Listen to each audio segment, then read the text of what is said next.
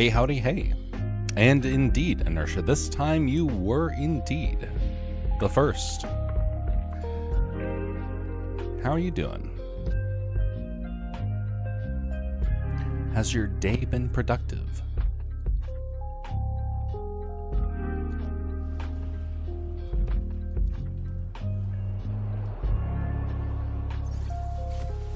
By the way, be sure to mention if the audio is off. It seems to be good to go on my side, but we've had a couple of problems when I've tried to do these Fortnite streams. Yep, lunch was great.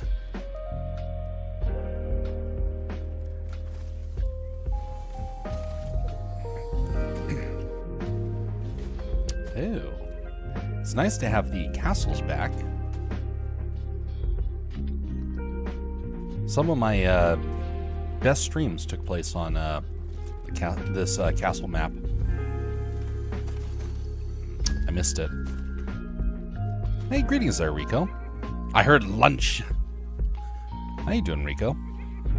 How are you and your wife these days?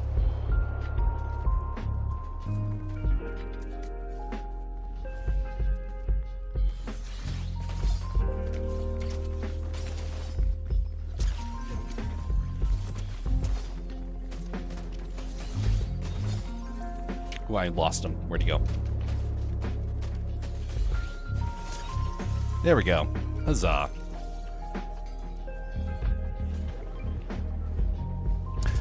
Uh-oh.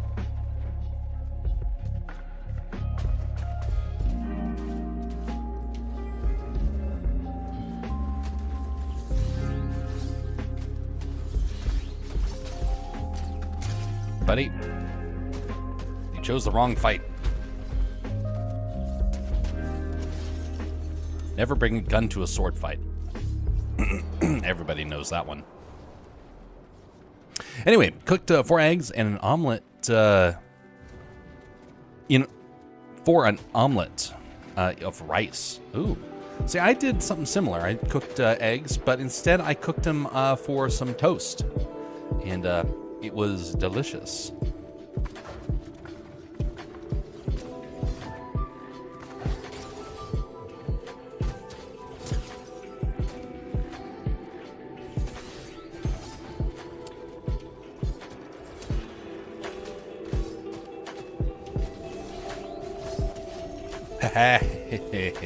There we go. Wonderful.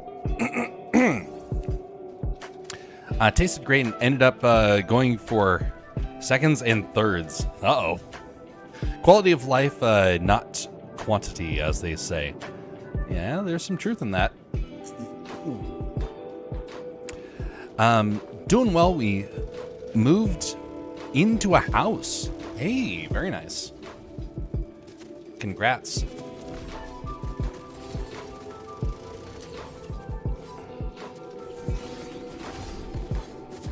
Why is that person knocking me over? That was weird.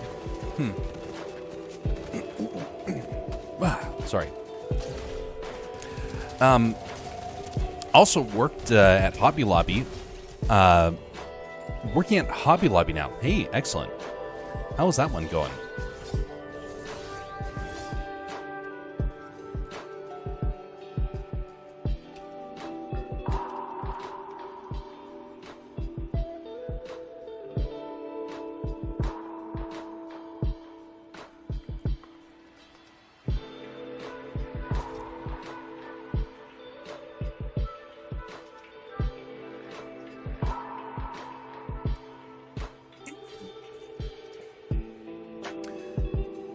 Well,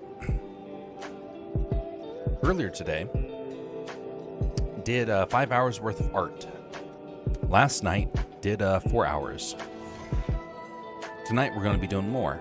It is the second longest stretch, but it is the second largest amount of time that I've spent doing art back to back.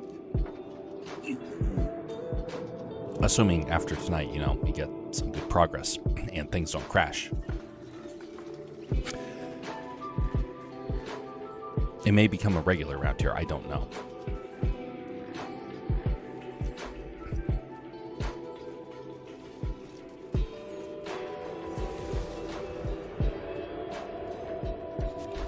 allergies are continuing to kick me today.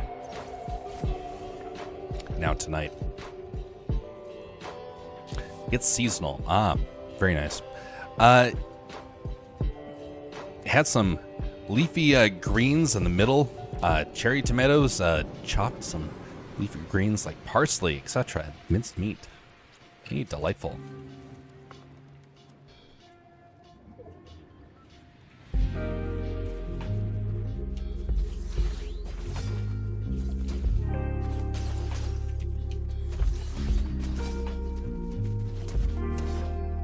That's a bot.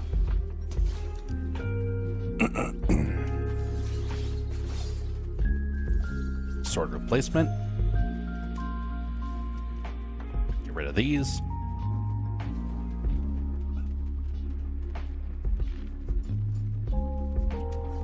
Gonna have that for sure tomorrow. Rico's been inspired. Oh.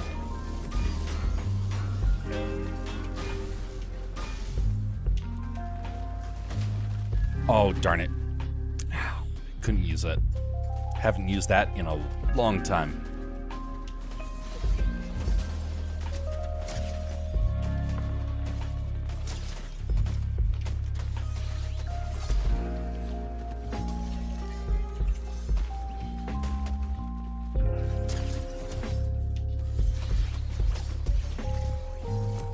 Swords are good. Anyway. Oh no. I need to get back on the alcohol. That could be problematic. You know, there's actually quite a few dry communities up here in Alaska. See, it's not super well known, but a lot of Alaskan natives actually struggle to process alcohol, period. And so if you get caught carrying alcohol into some communities, you could end up in serious legal trouble.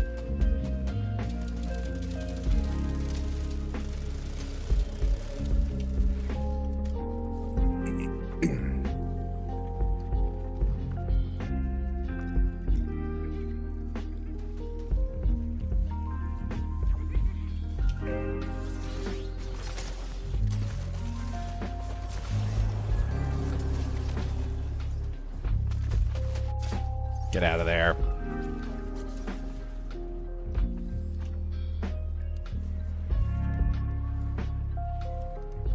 That was close. I felt like I could have been easily taken out there because I was distracted. Now I've had a chance to reset. And buddy, I'm coming for you. I said I'm coming for you. Ouch, that's not good. So much for coming back to get that guy. Uh-oh. That's bad. Get out of here. Could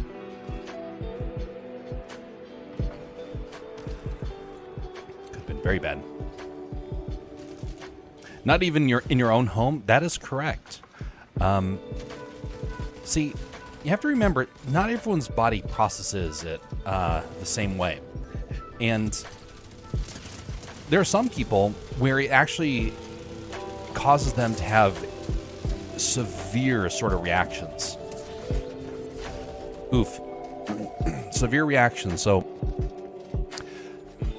there's a community, it will remain nameless, but there's a community where somebody ended up having some alcohol and went on a rampage. It was like a demon took him over. And when the police finally caught him, and he had done some serious damage, they arrested him, and he was going to jail for a long, long time. Well, he found out his friend had discovered his stash and had drank some of it, and was now going on a rampage of his own. And he told the cops, hey, I know what I did was wrong. Let me come and help you stop my friend, because I know what it's doing to him. And so he went out with the cops, and he helped to arrest his friend who was drinking his alcohol. It was because it didn't just make him crazy, it made him violent. So some people process alcohol in really different ways. Alaskans don't have the proper metabolism. What is it? The proper,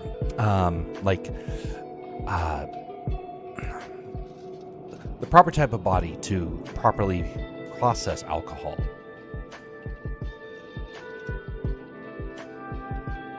It's something that one has to always consider. Not everybody is built the same. A couple of 7-Up cans. Hey, greetings, BR Jason. And being that some Alaskans legal remedies involve angry moose moms, do not have legal issues there. Hey, sometimes you need a jump of adrenaline. You go out and you decide to mess with a moose. That's not going to go so well. I feel relaxed when drinking, also sleepy. Like I said, everyone's going to process it different.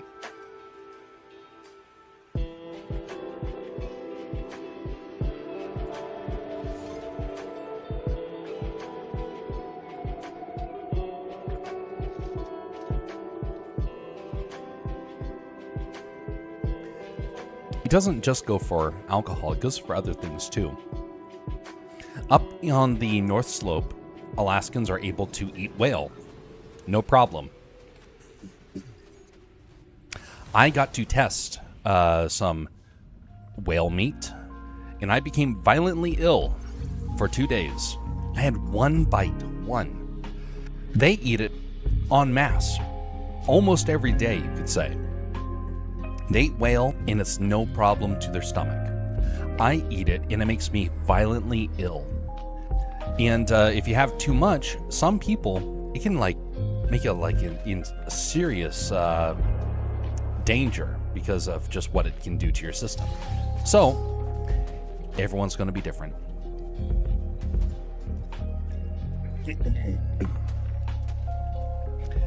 You fighting mooses, Jeff? I never knew. Like I said, you need a dose of adrenaline sometimes. Okay, well, maybe I'm not the one that does the fighting, but there have been people who mess with moose and it doesn't end up very well. See, I'm actually fairly good with wildlife. I was kind of thinking about how often it is that I encounter wildlife and I don't have any problems. Other people come across wildlife and wildlife seems to get angry with them and tries to attack. I don't have that happen to me, thankfully. Typically, unless it's insects, then I have all sorts of problems. But I've been in areas where I look and I see deer, I see moose, I see sometimes bear, and I've never had an animal come up and cause me problems.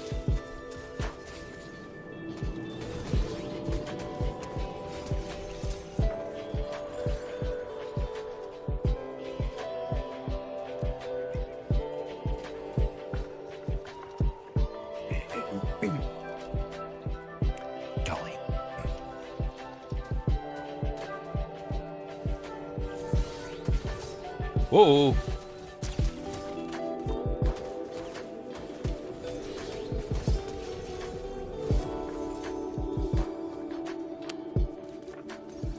Oh, get away from the edge.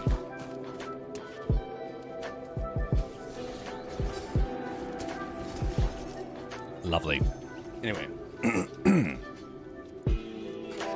Gonna hit the sack. Eyes closing. Rest well, Rico. Thanks for stopping by, and yeah, hope it is a productive week for you. And congratulations again on the house. I gotta figure out a house for myself one day, but we're still a ways away from that.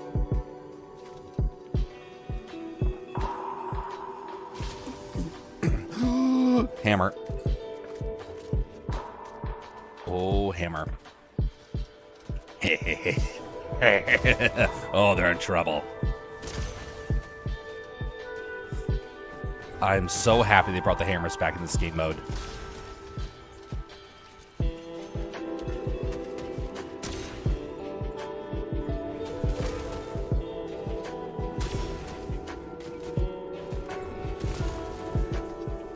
Ooh, lovely. Lovely, lovely. Captain Ahab wanted... Uh-oh. Wanted whale protein.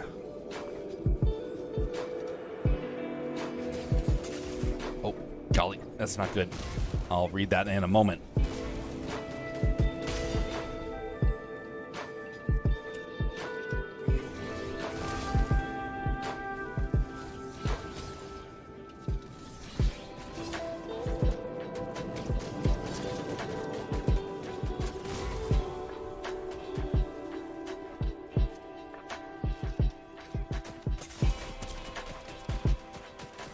Could have been bad.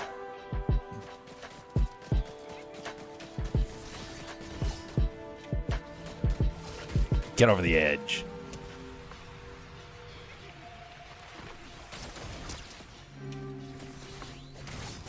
Huzzah! What do you got here? Very nice. We'll take that. Oh no, oh no, oh no.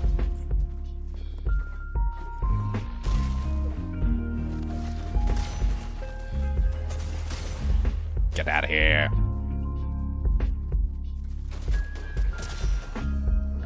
Just me and you.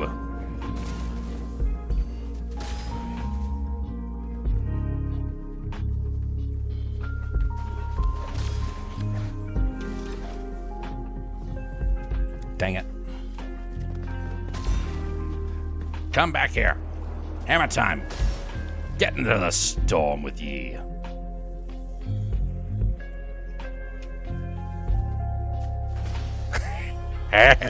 Tea time. All right. There we go. So anyway, yeah, the Captain Ahab, that reminds me of Moby Dick, which I did get to read the unabridged version. That is interesting to see what the old world actually thought about whales and whaling as a whole. Very fascinating. I mean, hey, if it's legal to open to... No cannibalism. Cannibalism is bad. Period. Dot. In that case, I would have to report you for cannibalism. I like not having to report that. Precisely. We don't want to have to report you, so. Although he might report you for that. He apparently is into animal rights. I don't know if he's one of those whales are people too type of activists. Well, you know, there are people like that. You know, there's a lot of countries that actually do whaling, and it's kind of interesting to realize that it is still a very big industry. Thankfully, it's not as big as it used to be. We, as a culture, almost made several whales go extinct. So I'm glad that we've toned it back, but man, it's there are still quite a few places that do it. And some people have noticed that if you eat whale, it actually causes the fish population to decline, not increase. Because fish actually have a lot of their nutrients that come from whales. Interesting, huh? It also stirs up the nutrients. It causes it to move water columns. It's very helpful.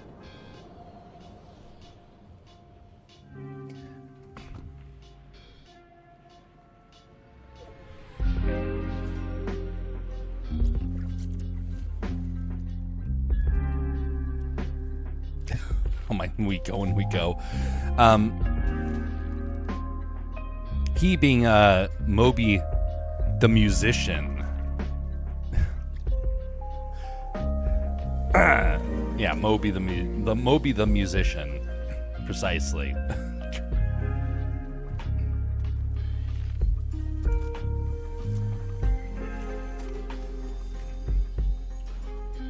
By the way, BR Jason, what has life been like for you recently?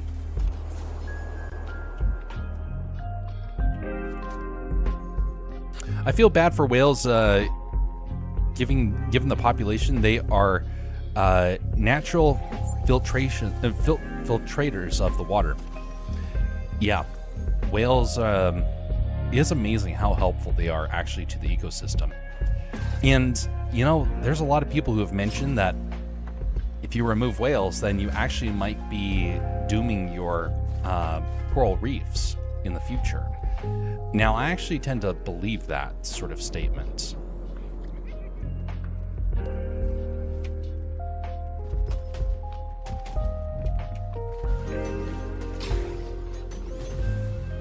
Come back here, buddy. I miss Island 4.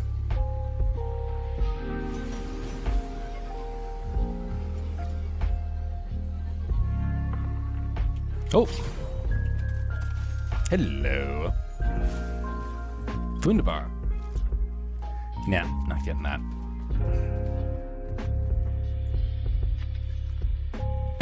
Jeff talking about whale droppings again.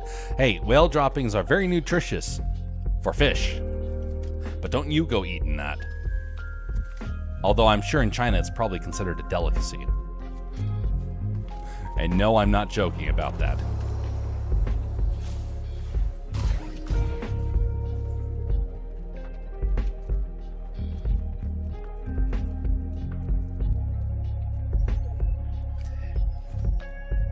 Its weight is in gold, literally. In some cases it is. Although it's primarily the glands in whales that are primarily the ones that have that sort of pricing. So Alaska has had a couple of people try to illegally hunt whales, and part of the problem is that in Alaska there's not a lot of places for whales to hide. We have very shallow water. The whales can't go deep for very long, and a lot of the state has choke points, and so whales kind of get trapped, and then hunters have the ability to really exploit it. So I'm very much for a lot of restrictions for the whaling, just because I know how easy it is for Alaskan waters to be exploited.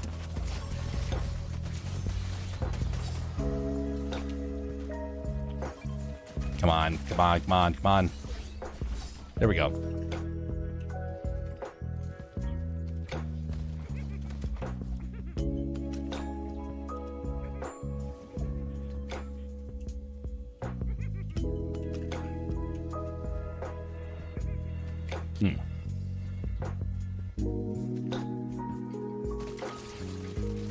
Whales are hard to keep in captivity? Yeah, exactly. That and some types of sharks. Some types of sharks do not do well in captivity as well.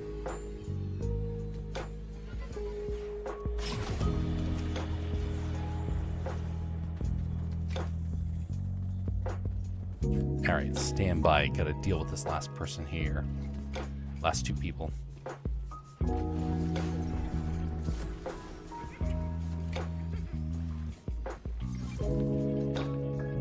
Too bad I don't have a hammer. Whoa.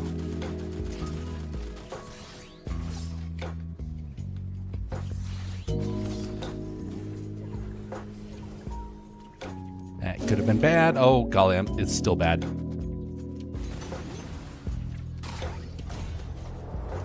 Come on, come on, come on. Boing.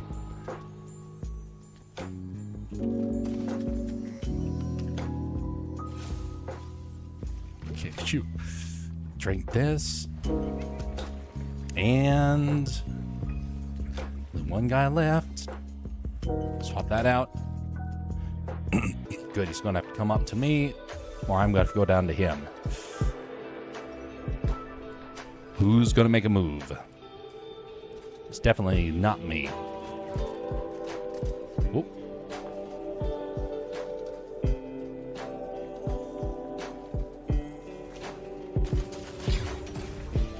Ooh! How did that happen? Boy, he must have been low on health. Well, c'est la vie. Delightful. Anyway, perfume companies are willing to pay a fortune for, yep, exactly. Whales are hard to keep in captivity. Isn't that just ambiguous sort of play on words? Oh, you just said that. Don't you have to die to produce that? Don't they have to die to produce that? No, they don't. Their waste is just that valuable. To answer your question, we're starting alcohol on Wednesday. Oh, wait, no. Why did it say that? Oh, I see. Okay.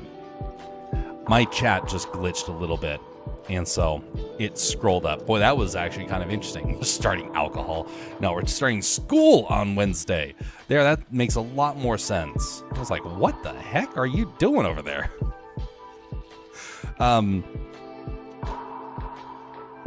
Unlike caviar, the fish don't have to dig to get it, meaning it's farmable in some cases.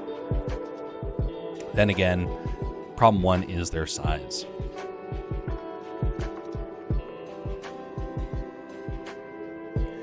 Costs more to keep them in captivity, let alone getting them on the right diet. Yep, precisely. So all I have to do is put on a concert for the whales, set up some whale porta potties, and just rack in the dough or the poo, I guess. Oh no. Well, we have figured out how Beard Jason is going to make his billions. What a foul business. What a waste.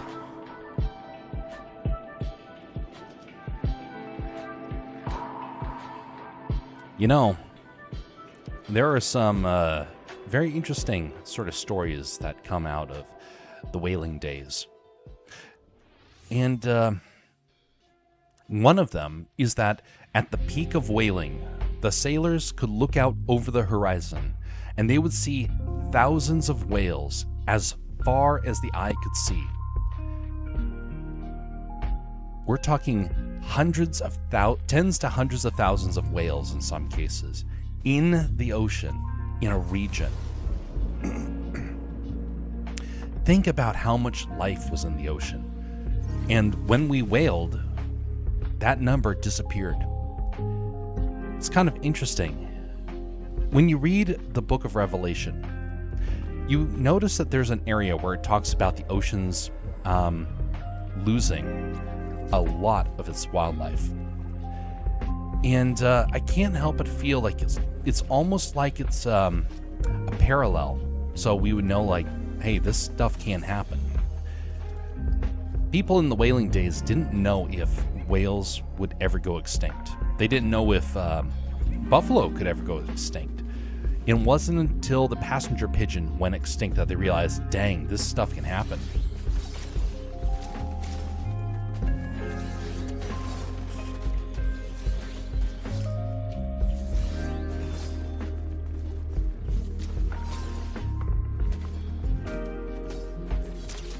You know, China's causing more extinctions in the last couple of years than any of us really know.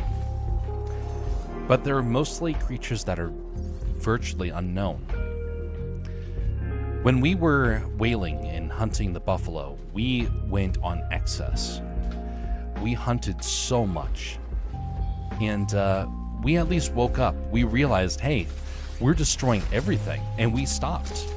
China doesn't have such problems. To them, they think, hey, if the world's going to basically be robbed of everything in the ocean, we might as well take whatever we can and just make sure that nobody else gets some.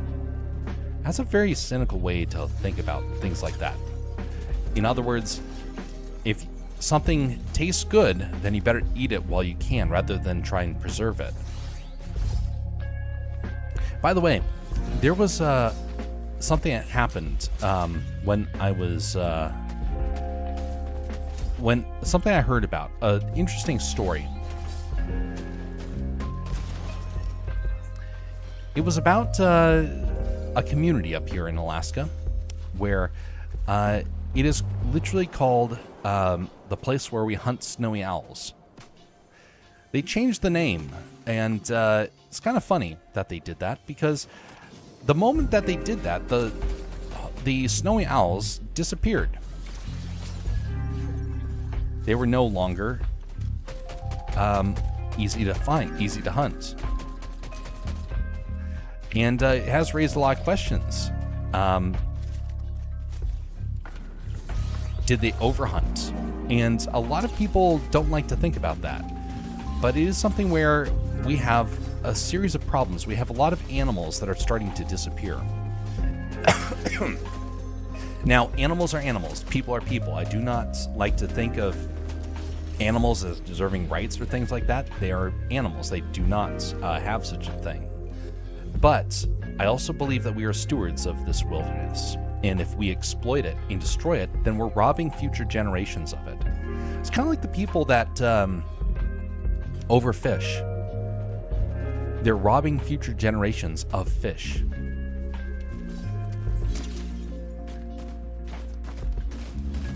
So that's my concern. Isn't necessarily for the sake of the fish itself or the sake of the whales. It's more like we rob future generations of a stable ecosystem that they can be able to enjoy and thrive with. Oh, freaky cartoon.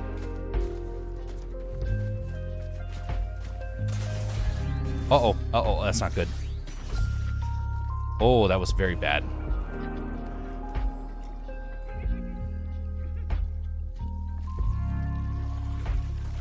Oh no. What hit me? Wrecked revolver. Interesting.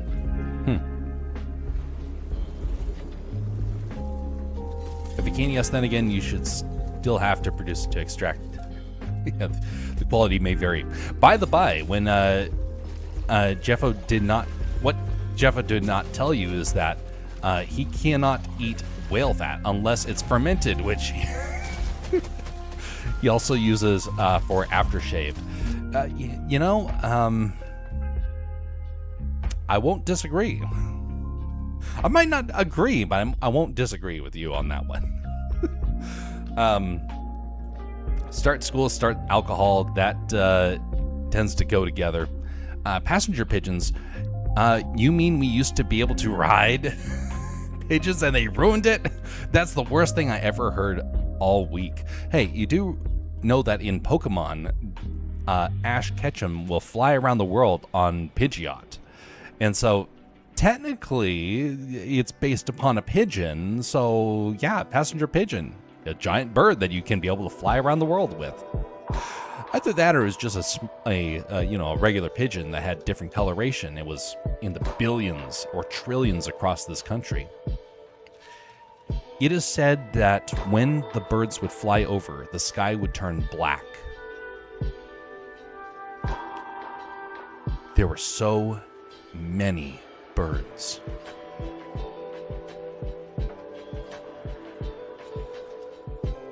Imagine that.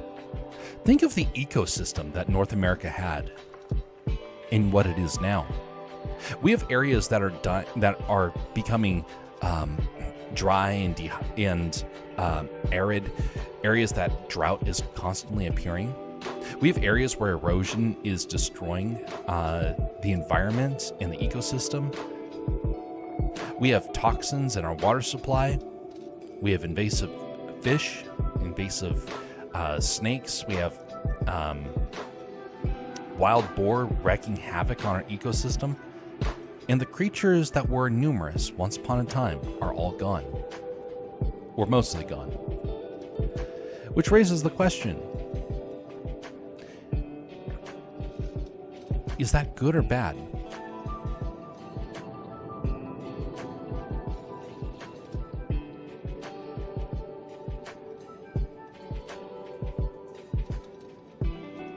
Just like how mountain chicken is a mountain-sized chicken. Golly. That'd be pretty terrifying. They changed the name to Place Where They Hug Snowy Owls. The owls left because they just got creeped out.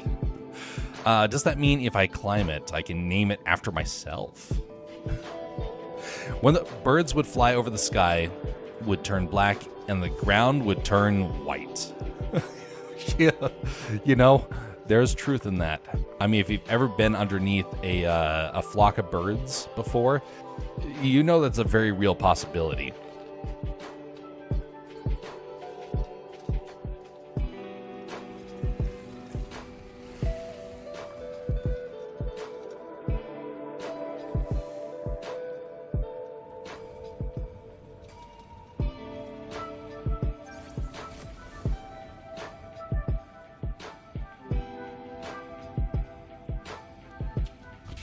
Hey, infused with nitro. Perfect. Because that's totally something you want to put in your body.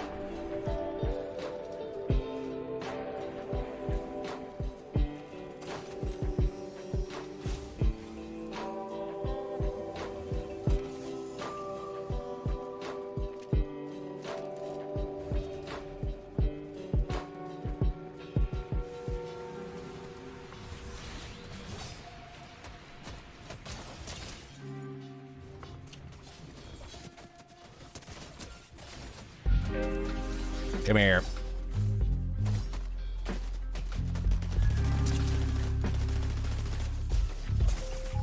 Come on. That could have been way worse.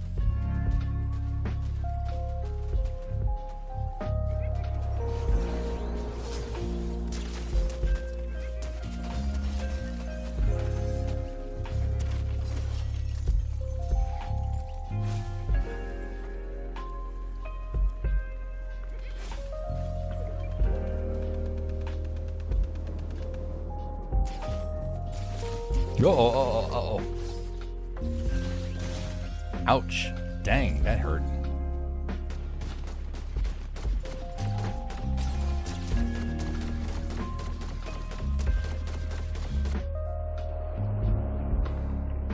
On Catalina, there are little rocks in one of the bays that are all white from birds.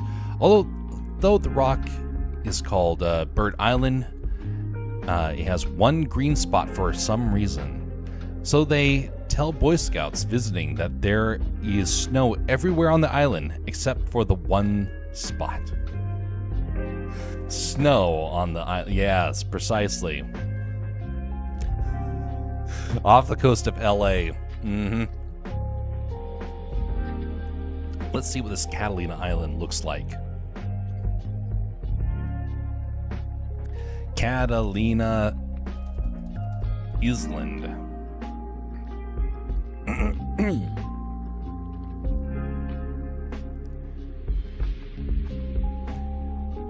California. LA. In one of the bays. That's a pretty beautiful area.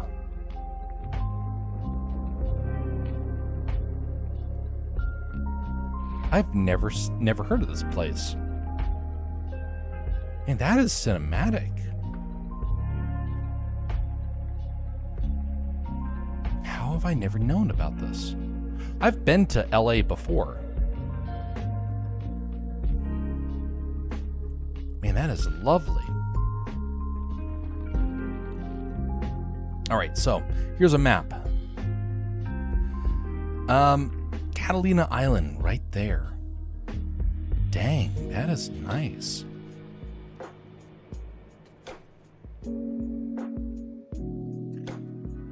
Now I kind of want to visit.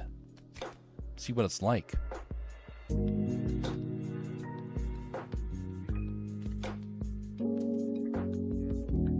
Let's pull up Google Earth. Let's see what we can find. Oh, wait. Look up Ship Rock and Bird Rock. Ship Rock, Bird Rock.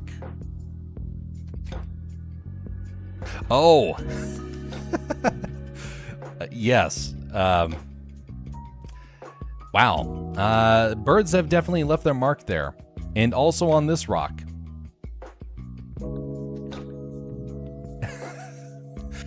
That's one frosted rock.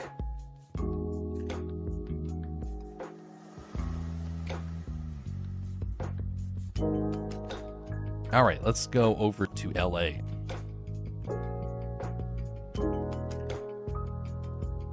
Here we go, Catalina Island. There's the Two Harbors area. Ooh, that looks white. Hey, Bird Rock, first try. Look at that high resolution image. It's under the water. Thanks, Google Earth, for being so accurate. By the way, this is one of the reasons why you can't trust satellite imagery. Satellite imagery is actually being swapped out for LiDAR imaging because you have problems like this.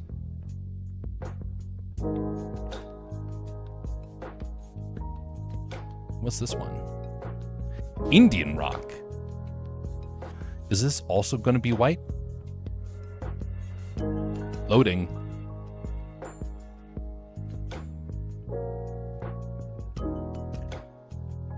I mean, it's white-ish. Won't say it's the same thing.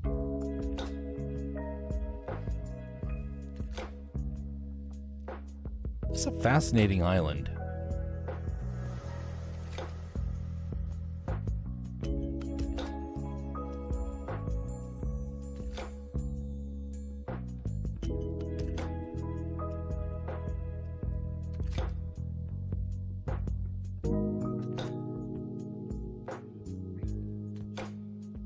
By the way, if you've not seen, there was a discussion that I had with Dadman a couple of months back at this point. We were exploring the Aleutian Islands, and we saw some pretty interesting things that you typically don't hear about or see. Take a quick moment to take you over there and show you what it is. All right, I'm guessing this is Ship Rock, but it's another one where it's white. It's also, well, this one's just at water level. Very nice. Those pictures are a bit touched up, but it's a nice place. It's a good place to visit for the day or so in Avalon. If you like it rustic, go to Two Harbors. It's nice, and you can stay for a while if you like hiking and fishing and stuff. Okay, Jeffo, what strange mammals we got there? Strange mammals? You're asking for strange. What would count as strange for California? I mean, I'm going to guess one of the first things you got there is going to be probably sea lions in the area. But I don't know if that is what you're referring to as strange, which means that there's probably another type of creature there that I'm unfamiliar with. What sort of creature lives in the area that is this mysterious little critter? Strange as in unusual. We also have a Civil War base, which is hilarious. Hey, we actually had a Civil War battle up here in Alaska, so it makes sense that you have a base over there. It's one of those, but those aren't strange for there. Yes, indeed. You know the type of critter. Who said it was little? Maybe it's not little. So here's, oh, that was the hint. That was the hint. Let's see here. Would it be elk?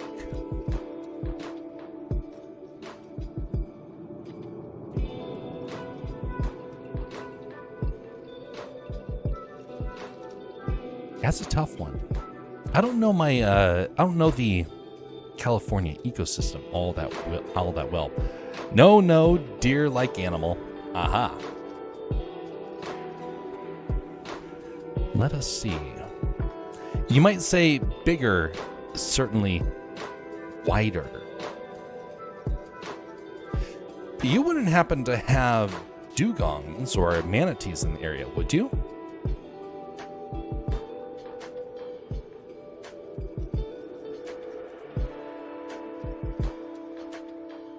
No. Gross! Hey, what are you talking about? Those creatures are cute. They're so nice. You can go up and pet them on their nose and whatnot, and they're just happy to see you. Land animal. A land animal that's wider.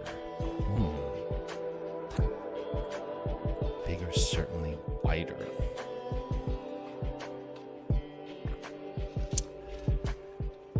Well, California used to be known for bears, but I'm kind of guessing that's probably not what it's being referred to. I think I'm coming up stumped here. I'm trying to think of what would be land-based that would be unusual. It wouldn't be a super fat fox, would it? Let's see here. What would end up in this area? Now, there's a very real possibility that it could be an herbivore. We do have some very inbred foxes. Those are a little special. They don't tell people that. One more guess, not bears. They are boars, though. It's an herbivore. There are boars, but not bears.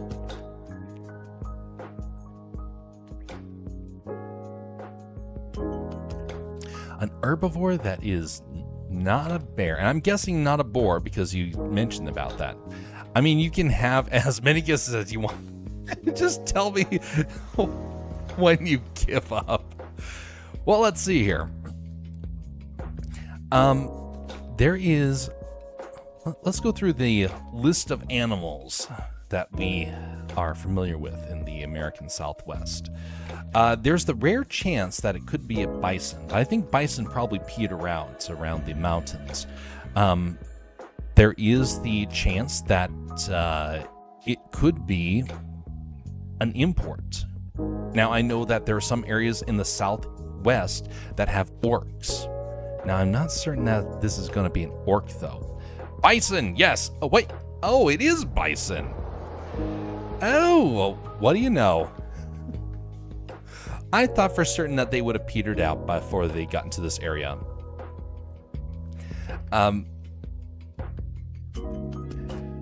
They aren't from there. They are imported for movies. Ah, that would make sense. You definitely need it for all those westerns that they filmed in the area. By the way, are you familiar with orcs? This is kind of an interesting creature if you're not. For those that have never heard of it,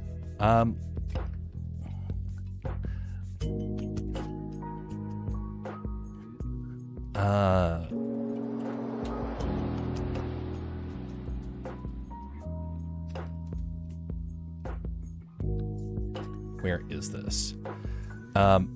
Yeah, that's how you spell it. Oryx. So orcs have actually been introduced to the American Southwest, and they are beastly, and they have multiplied all over the place. So we now have a savanna animal that has taken over. Horses are also imports. Now, they used to be in North America, but they died out. Spaniards reintroduced them. But now we have orcs roaming around as well. So it's kind of ironic how that happened. Orcs from Lord of the Rings? No, not quite. But something interesting about this creature. It is the mass of a moose. So imagine hitting that with a car. It's low to the ground, but has the mass of a moose.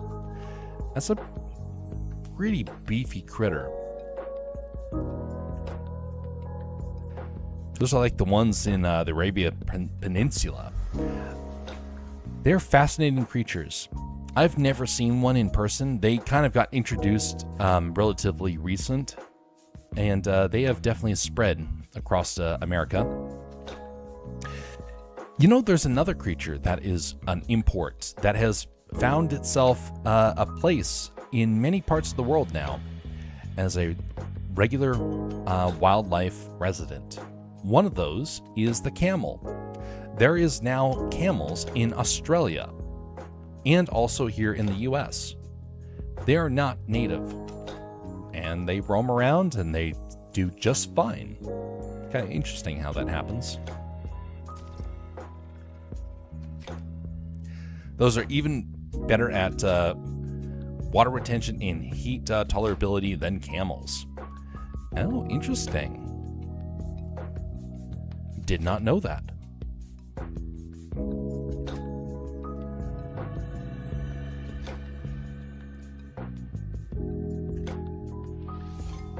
We're going to go for a few more minutes on this, and then we're going to swap over to the art the art for the evening. They watch Wild Arabia every year in my class. Ah, Wild Arabia. Arabia is an interesting place. I don't know a whole lot about it, and the more I've seen about it, I realize that there's not a whole lot of good documentation that I've gotten to see on it. There used to be, according to Roman historians, there used to be dragons in Arabia. It's kind of interesting to think that that seems to be a very real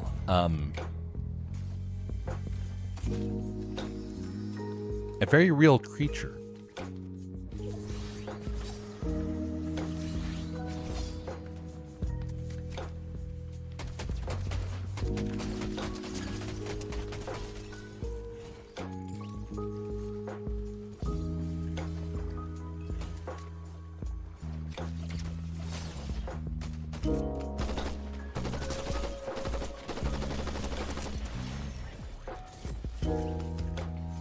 Poor fella. Let me drink my water in peace.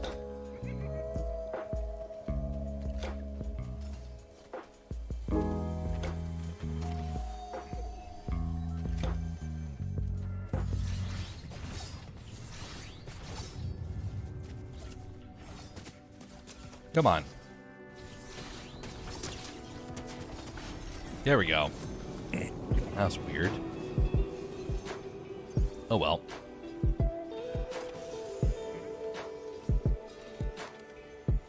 I don't want that. I want that. Yep. Oh, I can't have it. A hyperburst pistol. Nope. Don't need that. No, never mind. I will take it. Just for the sake of it. Oh, I also want this updated sword here. There we go. Full strength. One of the Roman emperors was an Arab. Oh, interesting. I did not know that. Which one?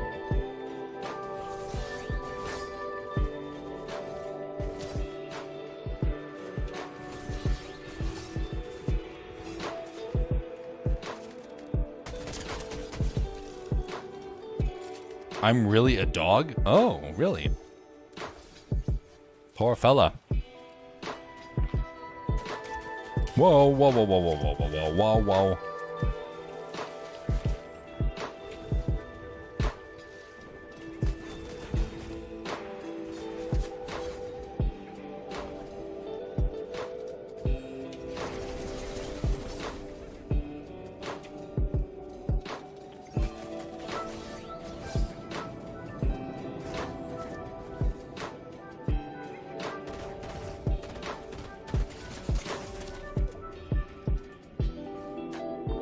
This is bad.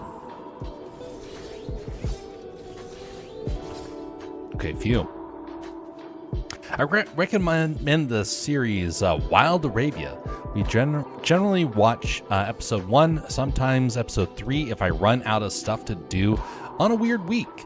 And Alexander Sitting is the narrator. Our beloved Dr. Julian Bashir from the little old outpost called Deep Space Nine. Uh-oh.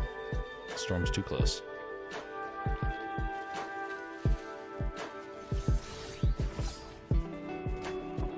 I'll have to look into that.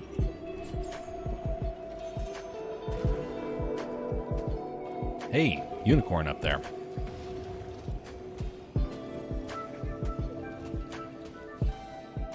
Oh, never mind. It's this guy instead. A Hellstorm wannabe. All right.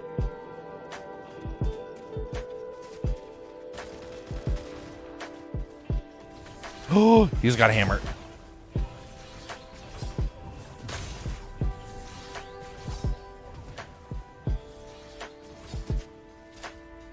Oh, he went up.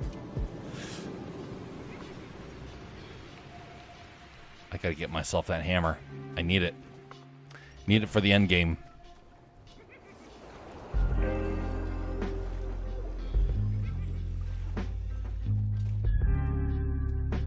My guy is always thirsty, just like myself.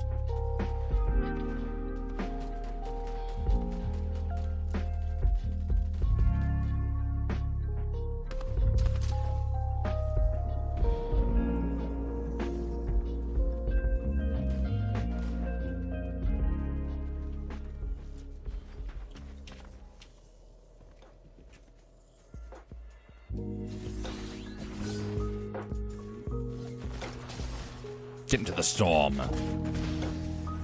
I didn't need the hammer, but I wish I did. All the same. Philip the Arab. He was one in the time called 50 Emperors in 50 Years. He was of the official line of emperors during that period. Interesting. I am unfamiliar with that time frame. That means I need to get brushed up on my Roman history. It's been a while since I've gone through Roman history. Seems like now is a good time to do it.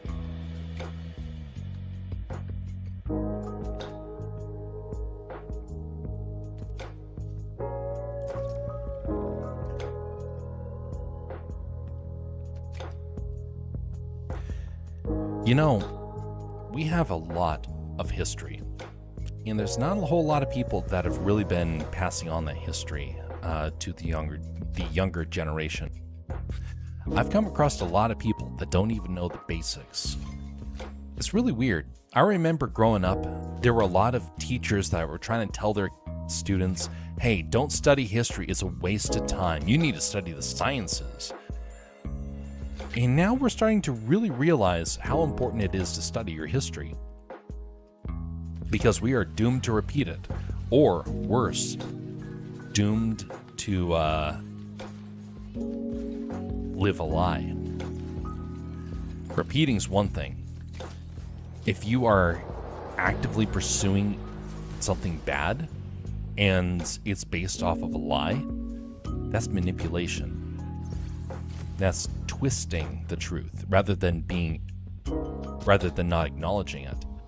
Now there's people that claim to be historians, and they are some of the worst in the business.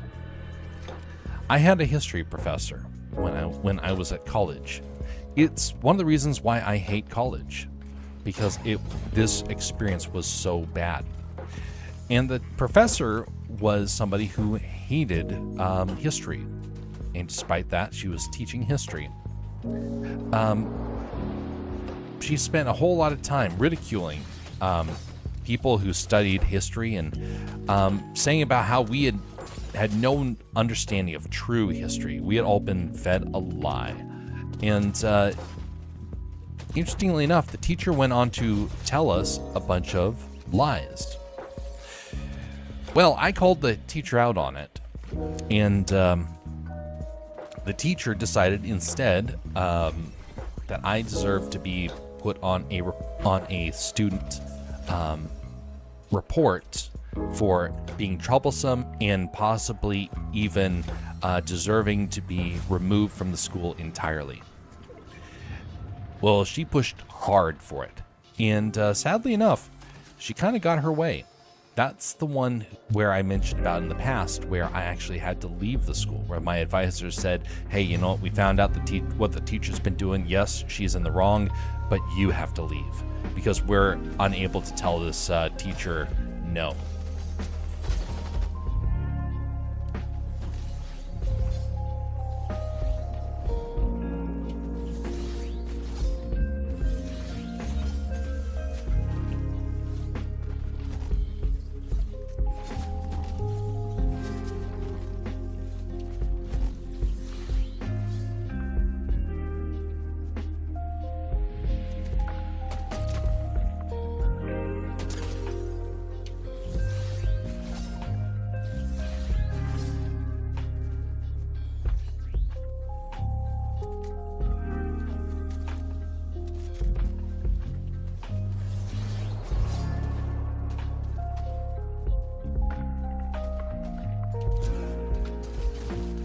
Oh, come on. Come on. Why can't I do anything? There we go.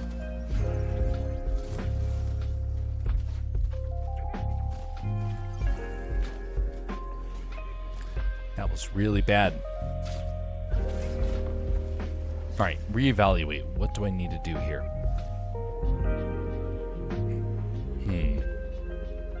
But anyway, so the teacher caused all those problems and was entirely wrong about her history.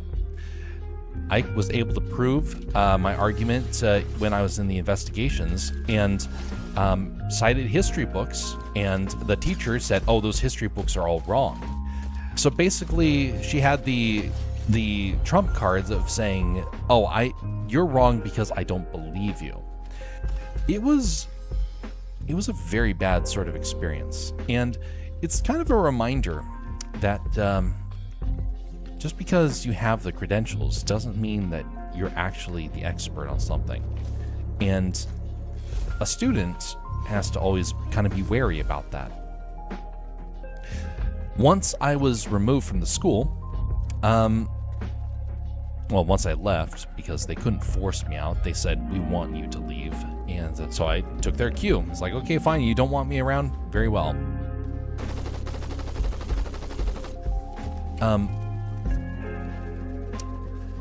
But then that teacher got promoted and became the head of the history department for her astounding ability to correct all those troublesome students, namely myself.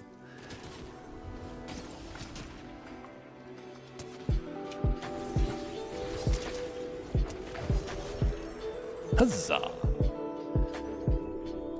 Ooh, you got a crown. I don't need the crown. Oh, look at that! I just got another one for the sake of it. Lovely.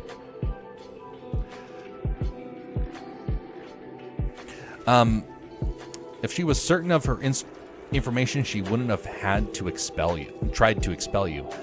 Yeah, she was a nightmare. By the way, she was an activist.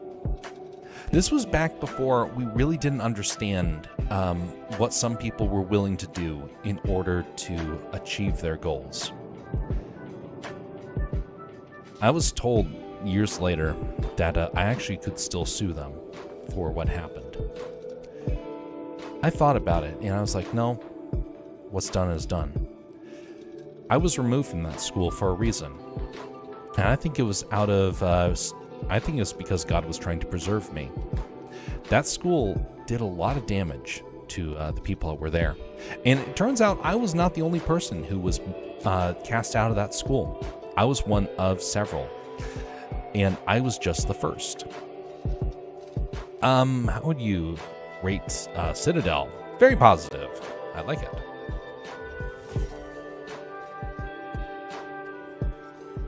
My history thesis was a veiled critique of current historian practices.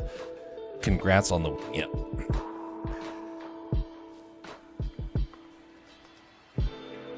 You know, the only thing that really made me upset, was that the school was so quick to want to throw me out. They were like, hey, we don't actually want you around. I was like, I just withstood the abuse of a professor, and you're more willing to stick with this bad professor? By the way, I also was the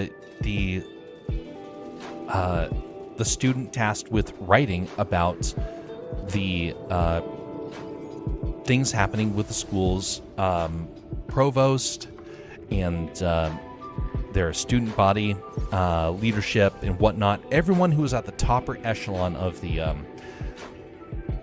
school. That was my beat. So I got to do several interviews. I got to interview the president twice, the provost twice, and I got to ask all sorts of questions from them, and they got to the benefit of having to be forced to interact with me. And that's one of the reasons why I was actually vindicated, because I was actually cast when I shouldn't have been. I was given a junior level class by an accident. I wasn't supposed to be in that class, and I didn't know that until the very, very end of my time at that semester. So I got a chance to interview the president, and I had a good rapport with him. I got to interview the provost. I had a good rapport with him. And I kept saying that there's something wrong with what was happening in the school, and I couldn't figure out what. What I didn't know is that what was happening was a power struggle that was taking place. I got to see it firsthand, and I got to also report on it. Now, I couldn't report on it by saying, hey, there's a problem with the school, and hey, here's the tabloid of what's going on. I couldn't do that. But I did get to see it firsthand, and I realized that something big was taking place. Well, shortly thereafter was when the professor became the head of her department. And shortly after that, the president was removed dishonorably from the school, and the provost took over the president's position. It was a hostile takeover, you could say. The entire school changed in a moment. I got to see it firsthand. Now, I felt sorry for a lot of the students who were stuck there for the following couple semesters. I got out early. A lot of other students did not. And they had to deal with a nightmare situation that unfolded. I had my nightmare earlier, and so I was in the clear, mostly. Now, it didn't make things any easier. It made things difficult in a different way.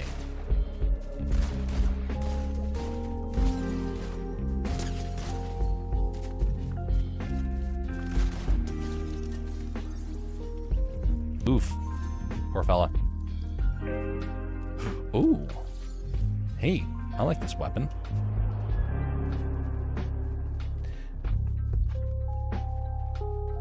But yeah, it was sometimes you experience things that really don't make sense at the time. And it's not until years later that you think, you know what, that was actually for the best. You may not feel like it, but it still was.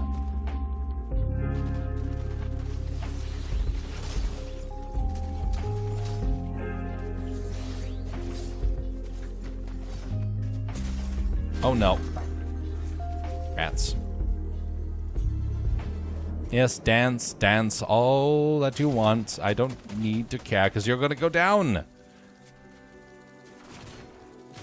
You're going to go down right here, right now. Never mind. It looks like you're still going to... Oh, no, yeah, you did go down. Surprise.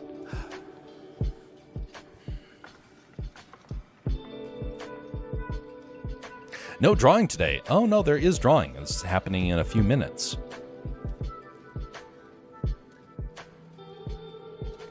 I'm going to go for one more round and then do that.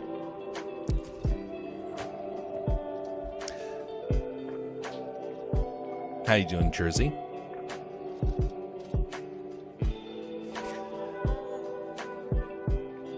Well, earlier today, I got a whole lot done on the artwork.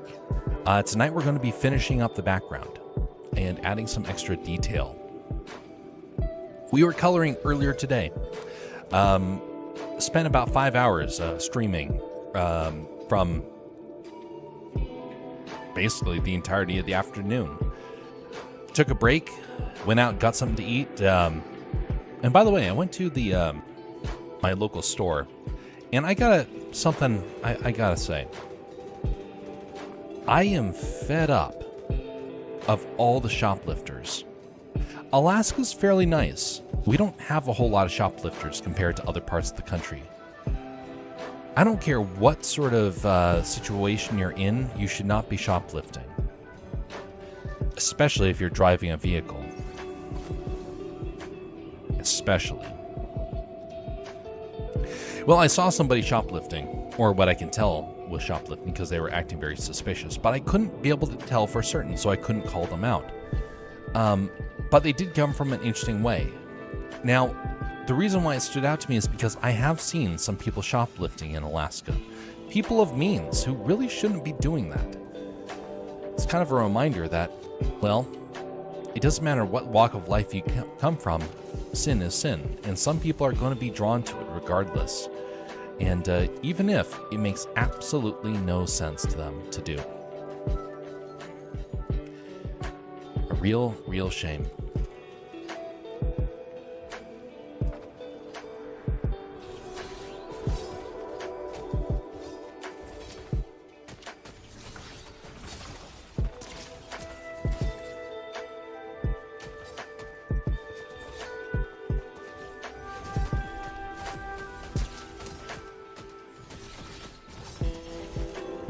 Huzzah!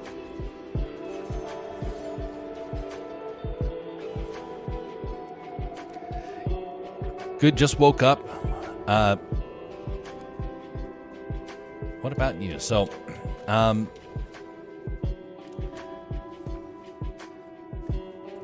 mean, says Pierre Jason, yeah, I get your point, but if you have to move the whole shop, like, how are they going to move those historical houses? You're going to have to lift the shop somehow to get the wheels under it. I don't think it's that bad. Okay, yeah. We're not having to lift the shop, like legitimate lift the shop. I mean, you can if you want to. I mean, if you're going to do that, I probably don't think it's going to be as big of a problem, theoretically. Maybe you should get a lifting service, and you can do shoplifting. Just call like 1-800-shoplift. That'd be so stupid.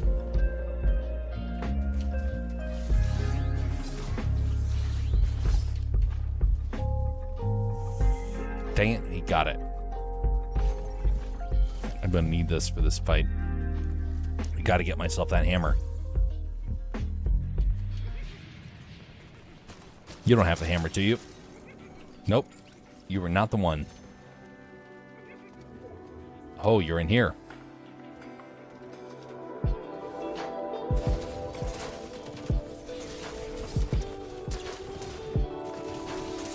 Ah, shoot.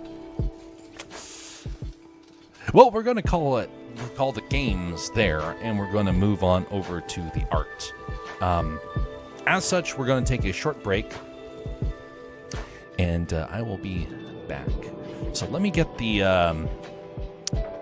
intermission screen. Actually, do I even have an intermission screen anymore? Oh, that's right. I got rid of it. So I have the standard blank screen. So we're going to go to that. We'll be back in just a few moments. And we will continue from there. So expect there might be a glitch or two. No, Jeff, 1-800-SHOP-LIFT is the number for the company where you can shop for barbells and dumbbells and whatnot. Okay, smart Alec. That's good. All right, be right back, folks.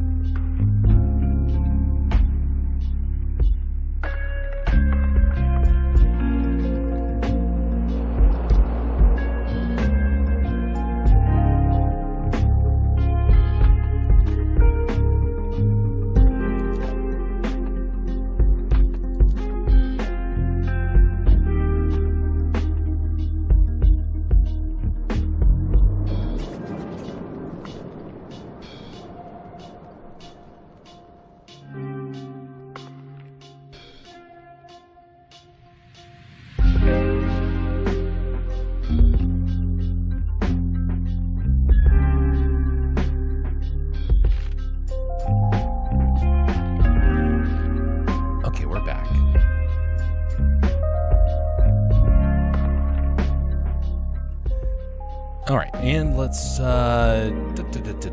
change the radio before we move on to the next phase. Greetings there, Velexi. How are you doing?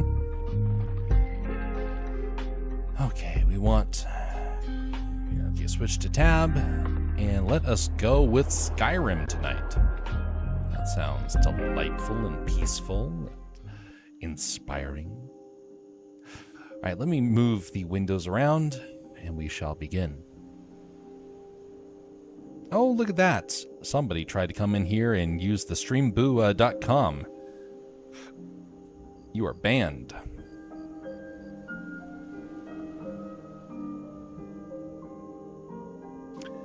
Nice drawing the colors. Yes, much appreciated. So this is the first wave of the coloration. We got to add some effects, and we're going to color in, going to paint in some of the elements around the scene. All right, so let me change this up here a little bit more before we continue.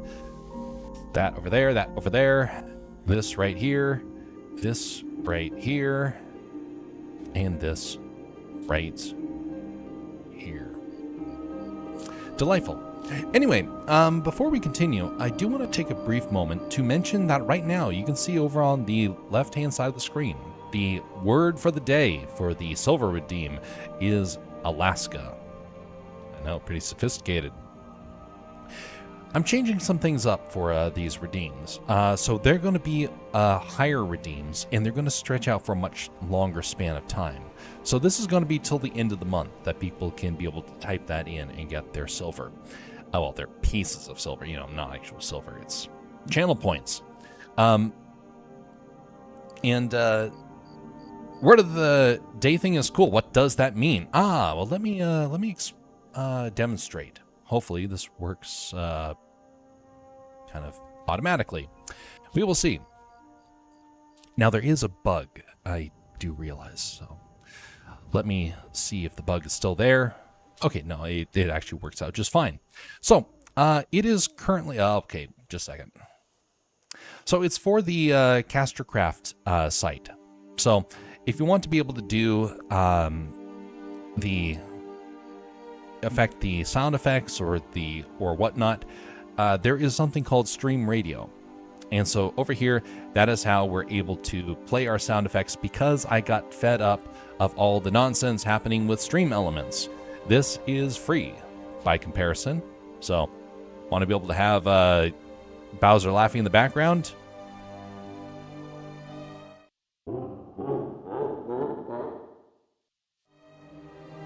Things like that. That's what Stream Radio is. But to be able to use it, you need channel points or pieces of silver. Here at the main area, you'll have an area that is Silverado. Silverado has this area called Redeem Code. In there is where you type it in. So you can type in Alaska and redeem. From there, get a chance to get the silver. Now, I did this already, so technically I can't use it again this time because I already did the demonstration earlier. But anyway, that's how it functions.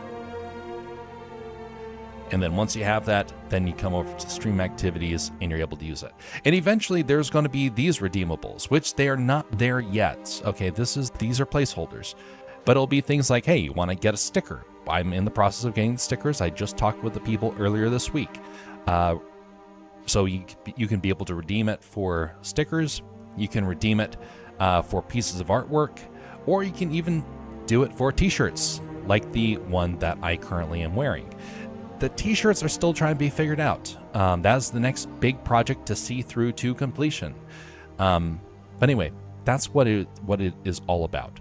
So anyway, Silverado, Castercraft, that is how we do that. Was it a waste of time to create all that stuff? 100%.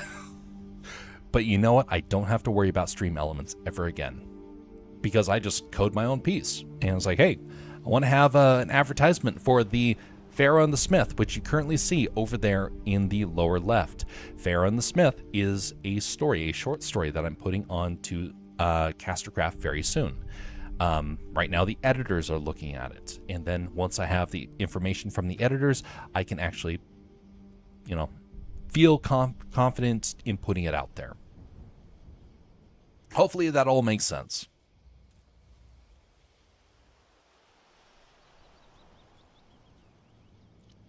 By the way, I went out and got some coffee earlier in the day when I thought I was done with all the art. And I got out and I just got contacted like, hey, I need something else. So I got the coffee. I was about ready to sit down and do work at the coffee shop. And then I turn around and run back to the house with the coffee. And it's like, so now I have that to have to finish drinking through, which is perfect because now we're at the later part of the evening. And so thus I kind of do need that to kind of keep pressing on. Not necessarily, but, Anyway, art. So there's something I need to do for this character right here, Skek. So Skek is, his coloration is slightly too vivid. It doesn't match the environment that he is in.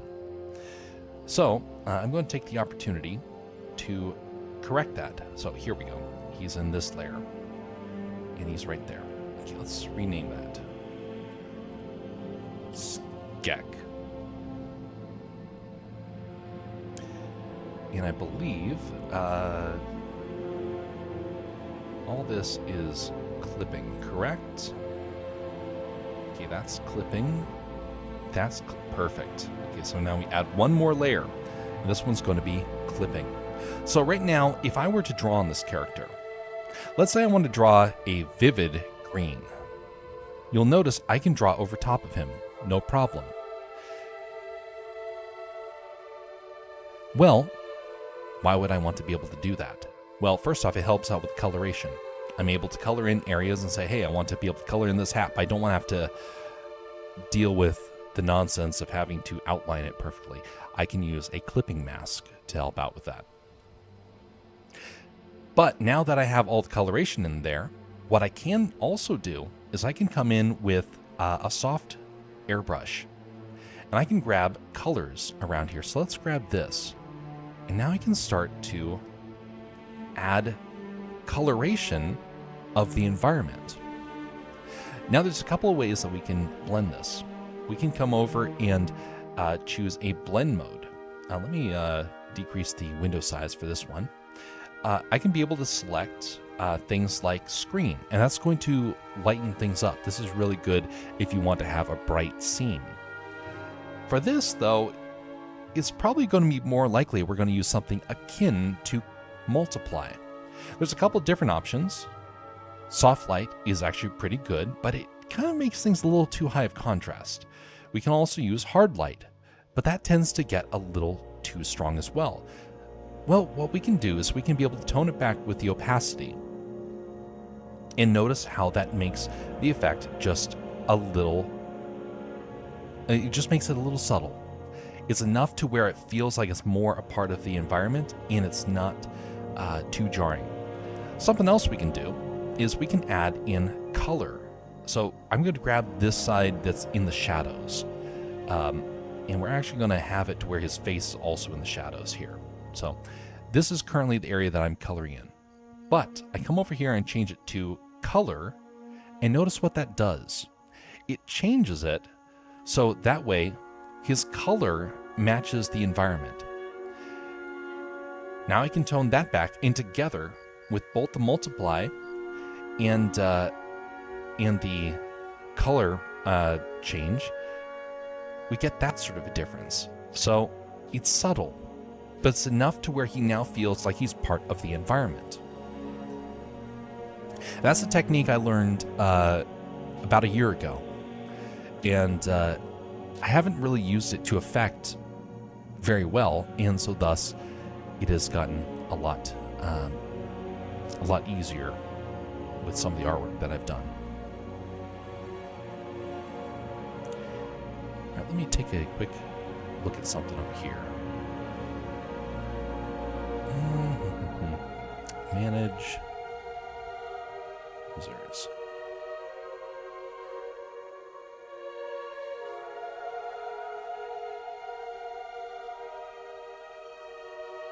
Okay. Should be good.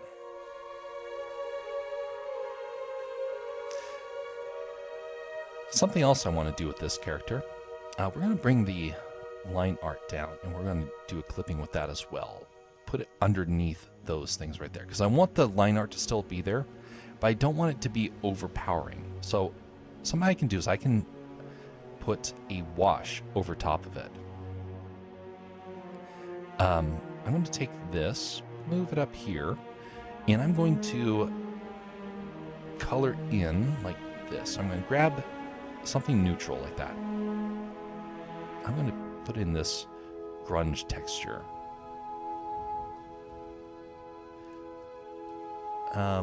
And let's add maybe a couple of specks in there. You want to feel like he's been in sand. Focus mostly on the highlight areas and then darken the rest of him.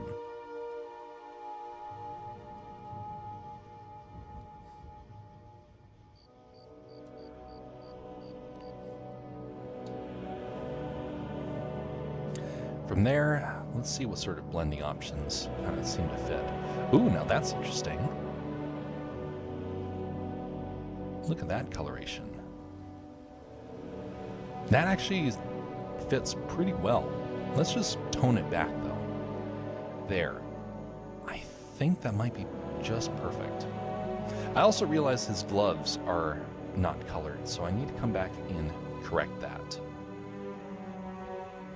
Now it's just a dark gray for the gloves.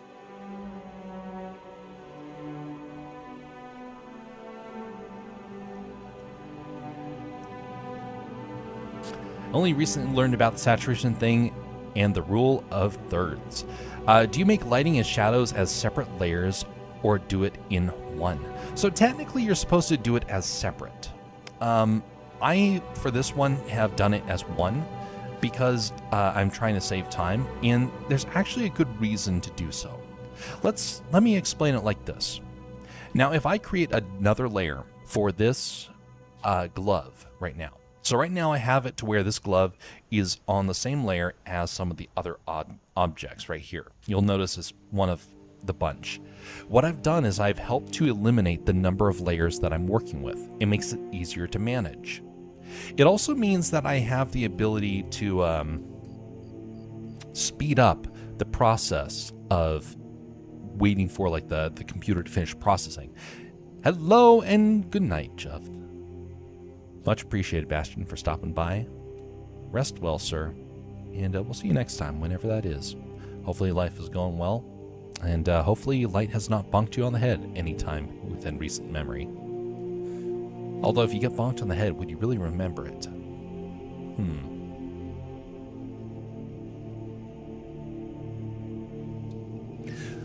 So I can create another layer to be able to do that, or I can do what artists have done throughout history, and that is to actually paint directly onto here. So I want to add in some detail to the glove. So I'm just going to brush it in, and I'm going to actually just do it as if I'm coloring on paper. I don't have layers on paper, and so thus it kind of eliminates a lot of the potential for me to go back and do corrections. That's actually ideal. You shouldn't become a slave to layers. And I found out over the last couple of years that my projects have gone a lot faster by avoiding having hundreds of layers, because I used to have hundreds of layers on projects like this. And it would cause the computer to slow down, to glitch. If you remember from last night, I actually mentioned about this, where you can have your computer becoming so slow that you actually stop making projects and you're less effective. That has happened to me multiple times. In fact, one of the interesting things, when I was making the Castercraft website, I refused to use mainstream programs I wanted to see if I could make it from scratch. That means I had to also abandon tools like Adobe or Clip Paint Studio and had to make everything on cheaper, on free free programs. It was hard to start, but you know what? I was able to make the website so much faster by doing that. I can't even convey to you how fast it was compared to other projects. And I learned that whole process. And that is something you can't really put a price tag on. Well, I take it back. I can't put a price tag on it because it actually helped out for my work. So it was like killing two birds with one stone. But it helped out tremendously. So look, I just did that glove just with normal blending options. I paint and I blend. Again, you can do this with other layers, but other layers kind of favor more cartoonish sort of style. If you want to feel natural or painted, you have to do it on the same layer. Don't be afraid to give it a try. Maybe don't always do it on your projects, but give a couple of areas where you're like, I'm going to experiment with that. Now, for this character, for example, there are many layers. If you'll notice, his skin is one layer. His shirt is one layer. His hat is a layer. His armor is a layer. And by the way, I have to actually come in and fix the hat because his glasses are still, his goggles are there.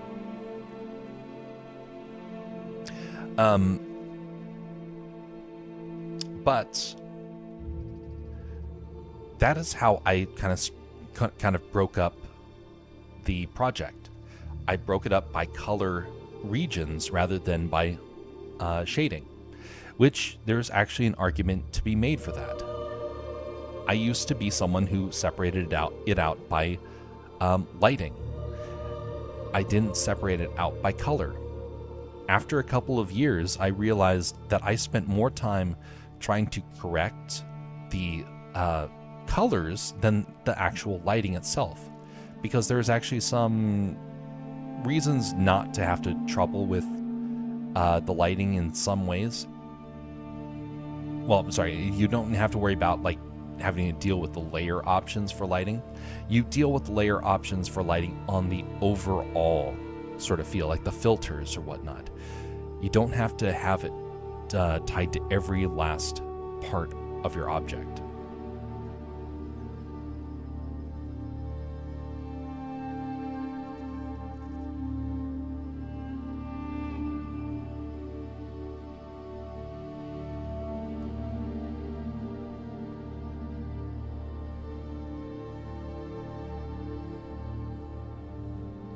It's one of the reasons why also people will mention like, hey, you don't need any special brushes.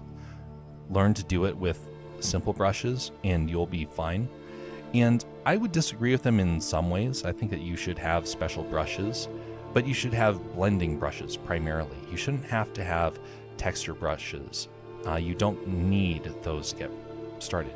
Similarly, you don't have to have 1,000 layers to get a project to look good. You just need patience.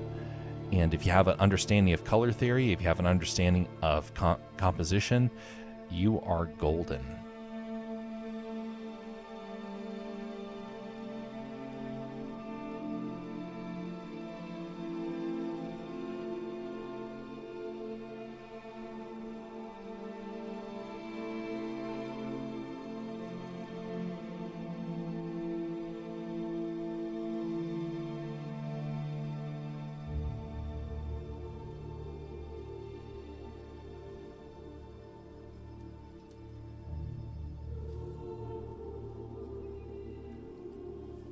There, he looks lovely.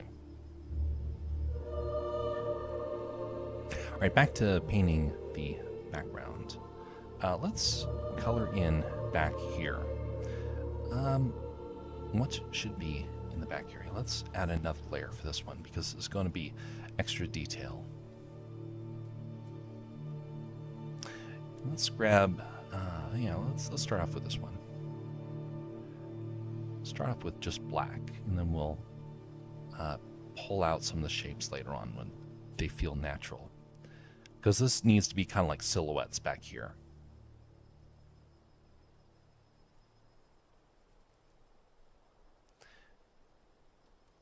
Actually, let's hide our characters.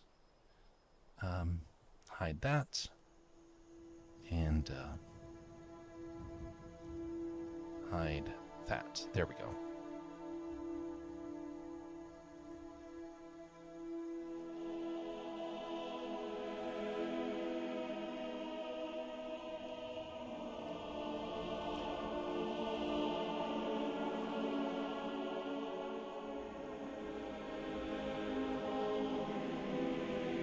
By the way, folks, if you find anything of merit around here, would you consider liking or disliking?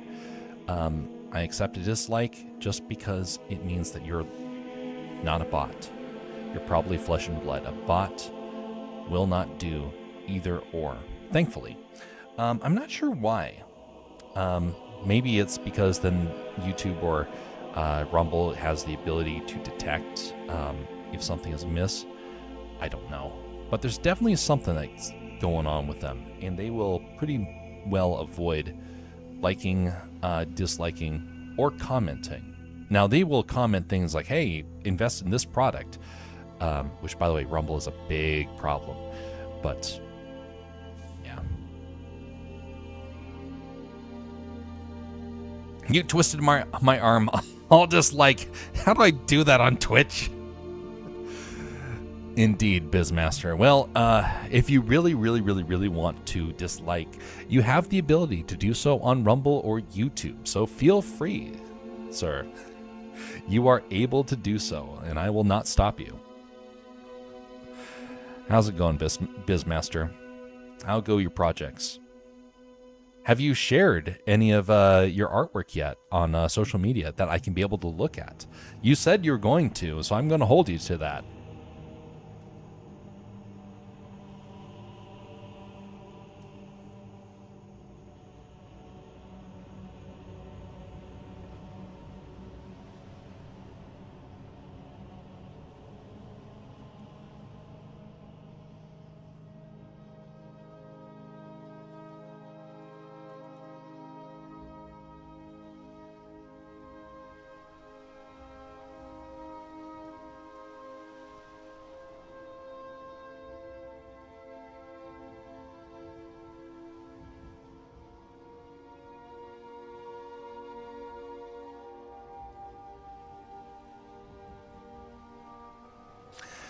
My previous drawing that I did in 8K resolution had hundreds of layers, like 30 folders in it, and at least 5 to 10 layers in each. That was painful to work with, and backed up every few minutes and random freezes. Not doing that again, for sure, but I learned so much doing that. I concur, you can learn an awful lot doing that. But let me just remind you this. So there was a guy that I watched on YouTube back in 2008, I want to say, 2007. And it was a speed painting. I have never been able to find his speed painting since. He took it offline. He closed down his account entirely, which is a shame because I learned so much from his account. I think it might have been copyright violation that happened with his music or something like that. I don't know. But all I know is that he shut down his account, and I lost the ability to follow up with some of the great techniques that he introduced.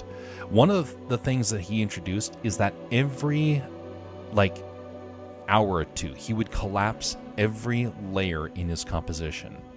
I thought, what? You take dozens of layers and you compress it down to one? And I thought that was stupid. Well, what I didn't realize until much later is that you can work a lot faster by doing that. It's a lot faster to recreate something than to hunt for the layers. I thought, that's ridiculous.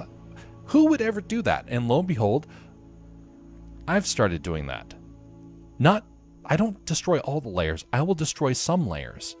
in order to avoid some of the problems that can happen by having too many layers. So anyway, I pass on that information as a possibility of something to consider. I spent 4 hours yesterday messing with the cards on tabletop and changed a bunch of card stats.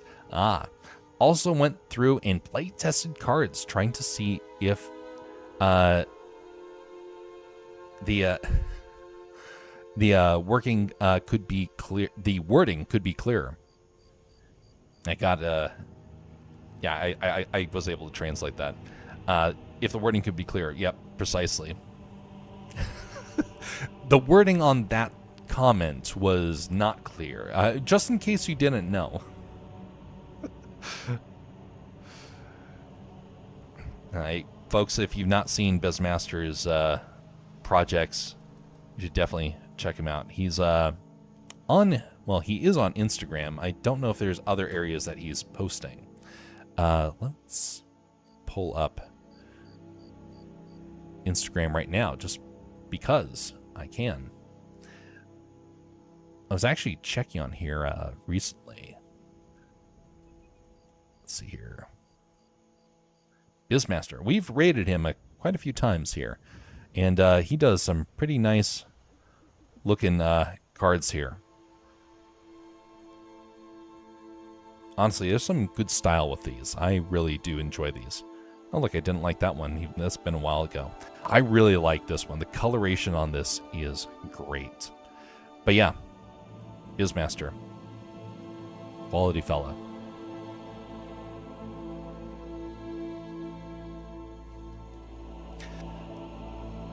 But yeah, when you do get more stuff on there, be sure to mention it, because I will go on and throw support your way for that.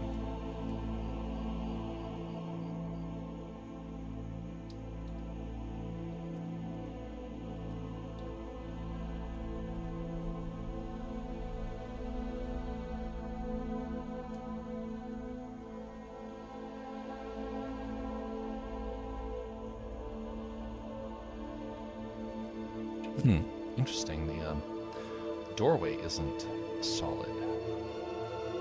Why is it not solid? Where is the door? Door? There we go. Well, I guess we're just going to have to duplicate that door a couple of times and fill it in. Duplicate layer and merge down. Duplicate layer and merge down. Duplicate layer and merge down. And let's go in and add some color updates for this. And lock that.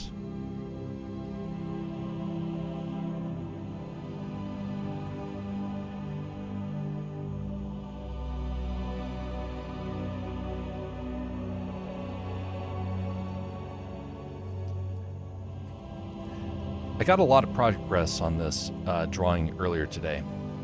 A lot of techniques I've gotten to experiment with that I had only a little bit of experience doing beforehand, and I really wanted to try and update some of the elements to the intro in the past, but never had that ability, mostly just because of time, and I was too busy trying to get the website up to date and things like that.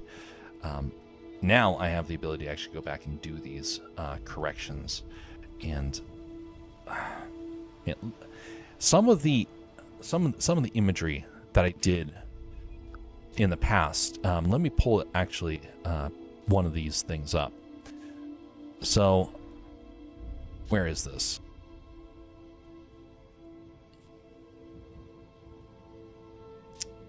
Wait, where'd it go? I just pressed the button. Press the button. Now it is gone. Where did it go?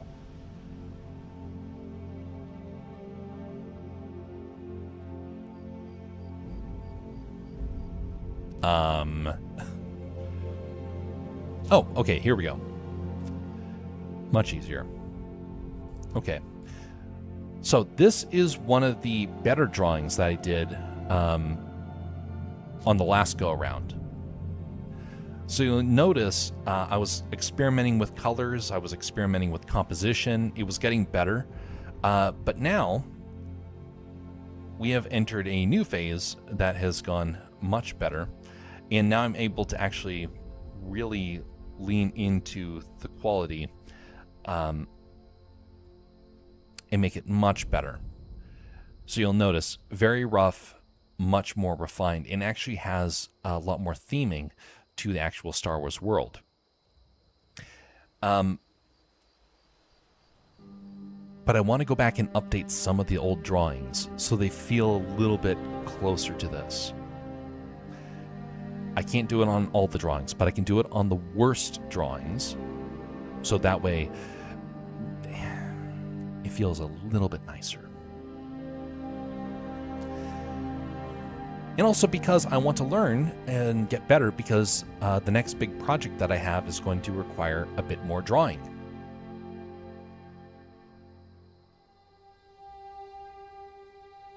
I got way too many projects.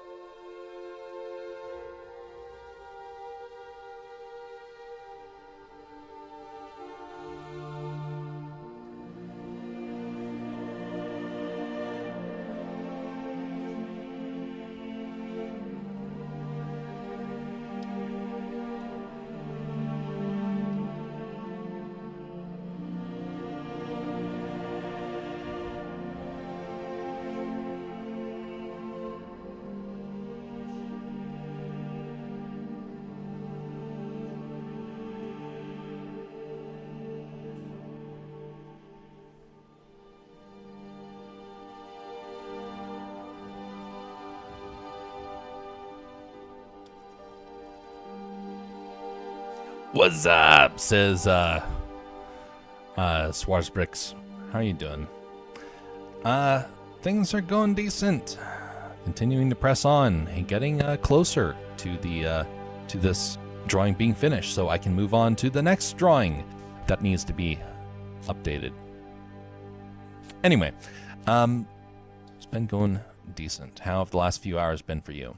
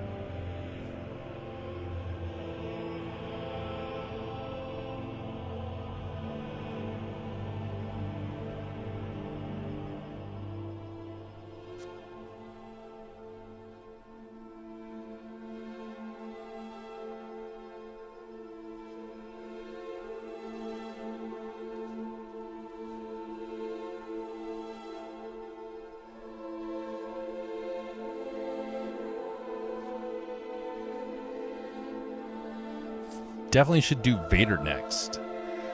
Well, you know, we got a kind of an interesting piece right here that kind of is part of Vader. It'll look more akin to his chest piece when you know, the color's added in.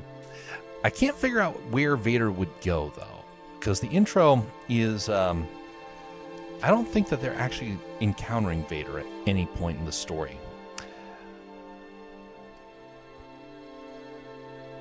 I might be wrong about that, but I've not been told about Vader being there. But there is another person that's there, and that is a character I need to update. It is this character right here. Where are you, buddy? Here we go. Because this one did not turn out well.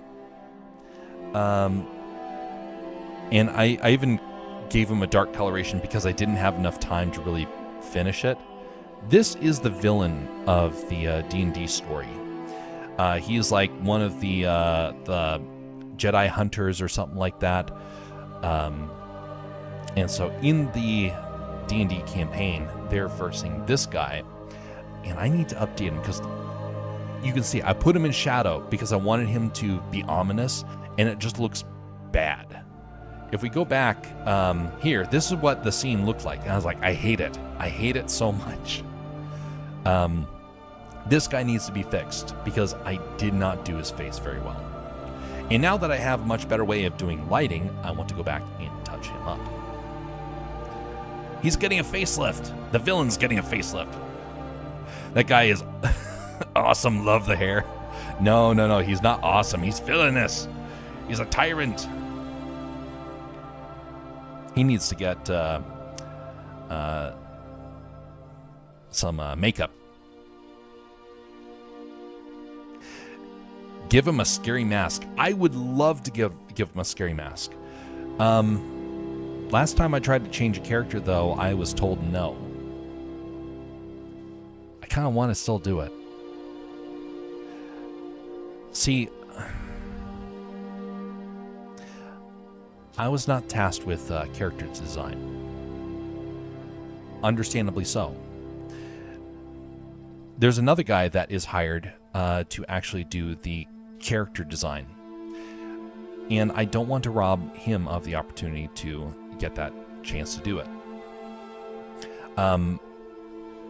Especially since I've already tried to do that with some characters, and it was like, no, we don't want that.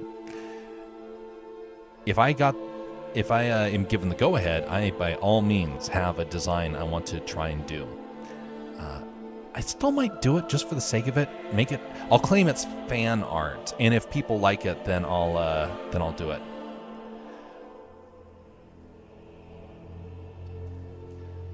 And that background's probably good enough. Let's add some lighting, some haze.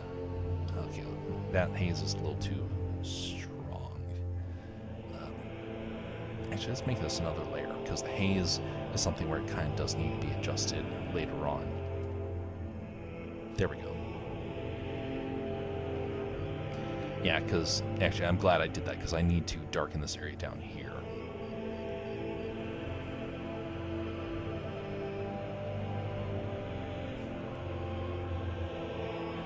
How long have you been making this story?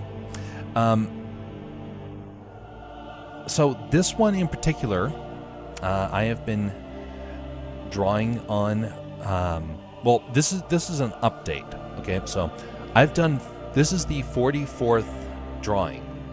This one has taken 3 times longer than all the other ones. I have spent, at this point, scores of hours doing this.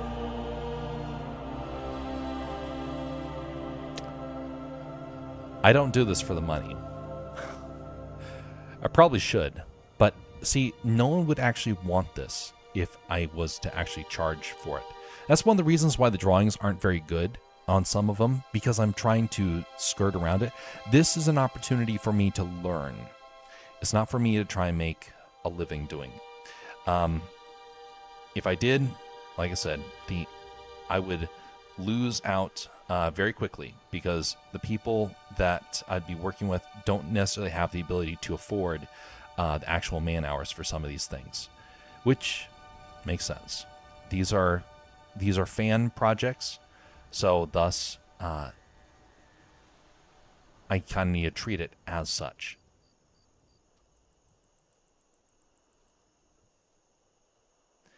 But yeah, this is one of the biggest projects I've worked on, because I've already had a lot of hours put into it beforehand, and the number of updates that have happened have been a lot.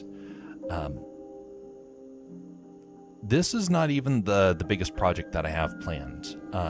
There's a way bigger project that's in the works.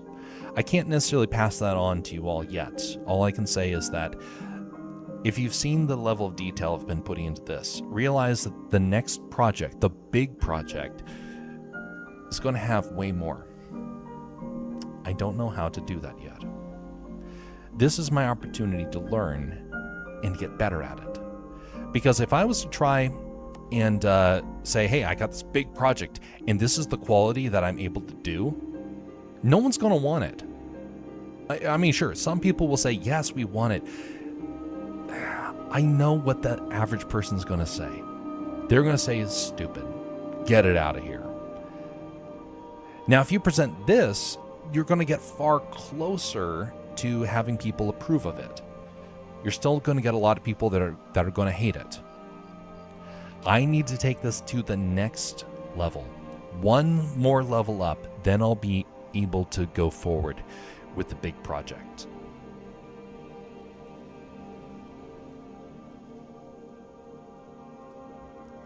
Is that a dumb thing to do? No, not really. Does it stall things out? Absolutely. But you kind of have to. I have to be my own worst critic because I have to be prepared for what happens when a real critic encounters the stuff I make. There's a guy that did that just this last year. He did not prepare himself, and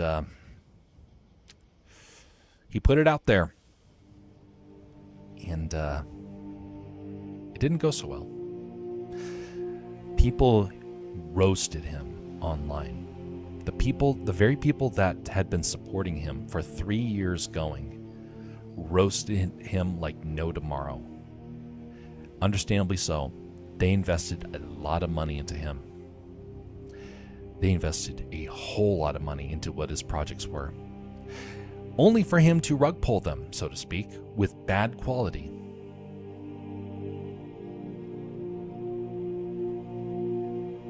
I don't want to do that. I want what people get from here to be happy with what they find. And if they don't, yeah, that's fine. I still learn from the project. It's kind of like, oh, come on. What? Oh, that's what happened. Honestly, it's kind of like this. I made an entire website for absolutely, you could say, almost no reason. I made an entire stream radio for what seems to some people as no reason. This was an irritation for me because I couldn't stand the nonsense that Stream Elements was giving me. So thus, I made an investment. Did it pan out? No. Not in the slightest bit.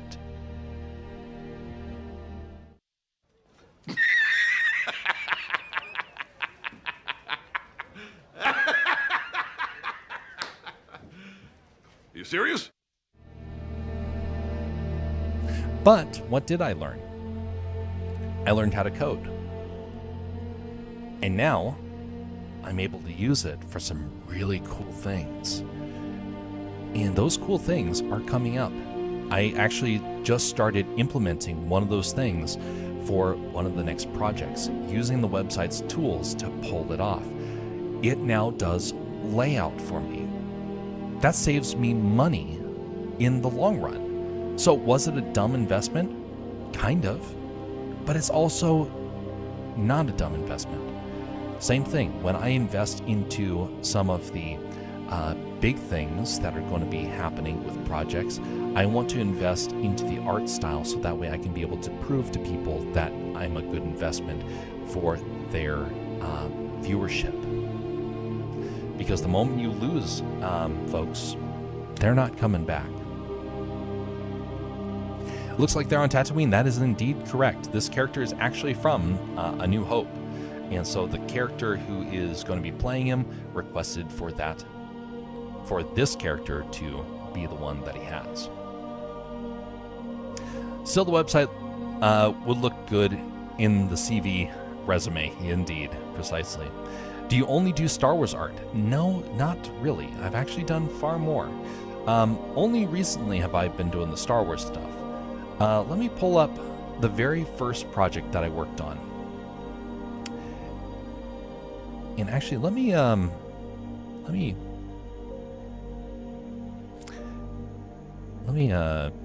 go to the theater here in just a. Where is the theater? Theater. tab. Where are you? Increase that. Move that around.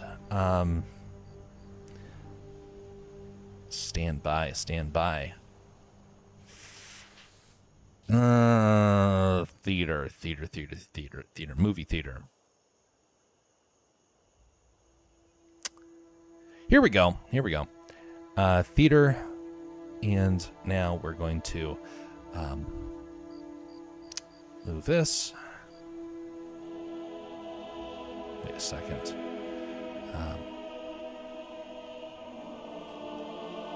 We're going to move this over here. And I'm going to add in a screen. Stand by. I'm doing the update so that way you all can have a great experience. We want the tablet.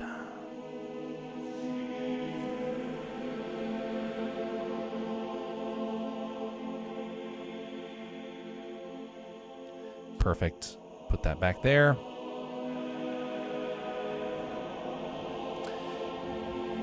It's a crowd. Here we go. Transition.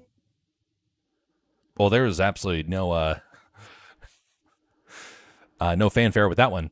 Let's go back here for a moment. Let's bring that in. Here we go. Welcome to the theater, where we're going to be watching old-fashioned Alaska Man Jeff intros for the D&D channel Moonskull, as well as the previous channel, which is no longer there. Hopefully you will be able to sit back and enjoy this. Stand by as I finish to get the show up and ready. Hi there. Hello. Sorry.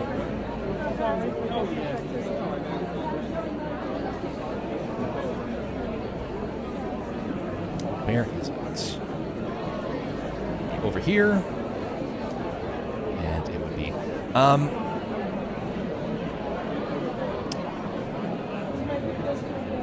let's see here.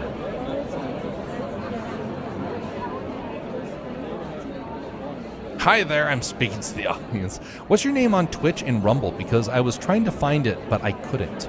So actually, let me take a brief moment to mention about, you can actually find that through the, well, if you so desire, you have the ability to find that on the,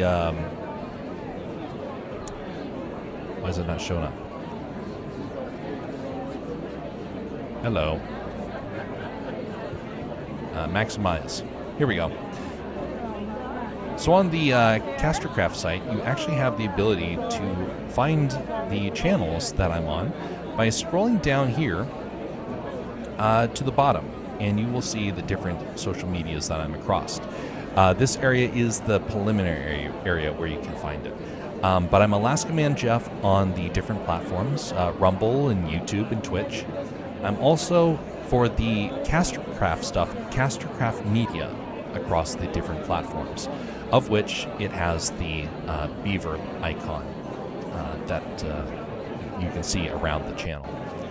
All right, so I'm finding the draft that I was going to show you.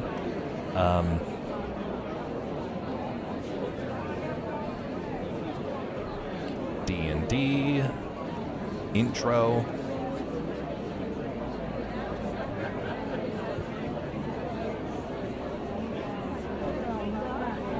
Hi there. Hello. Sorry.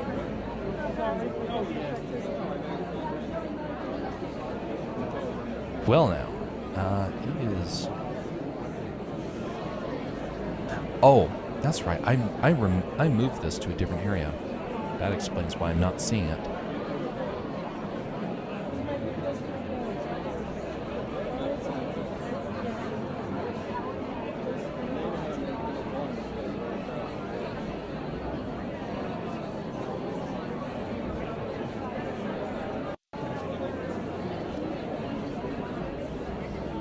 Intro. Well, this is taking longer to find than I thought it was going to be. Someone do a song and dance number if you could in the background while I am trying to figure this out.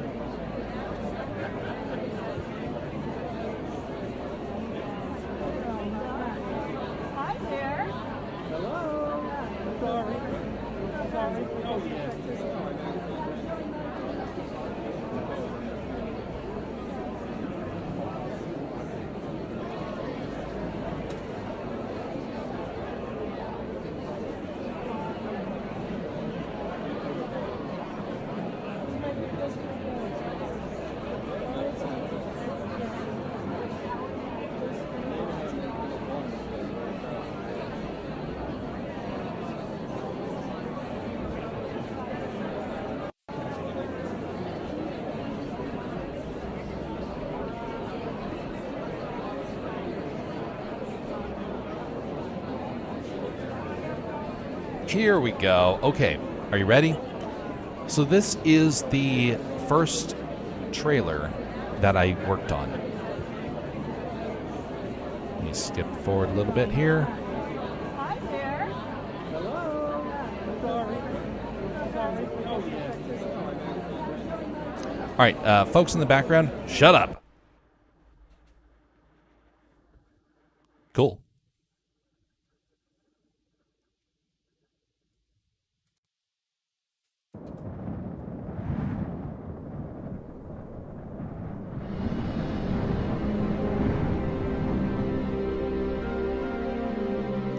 Let's go with this one instead.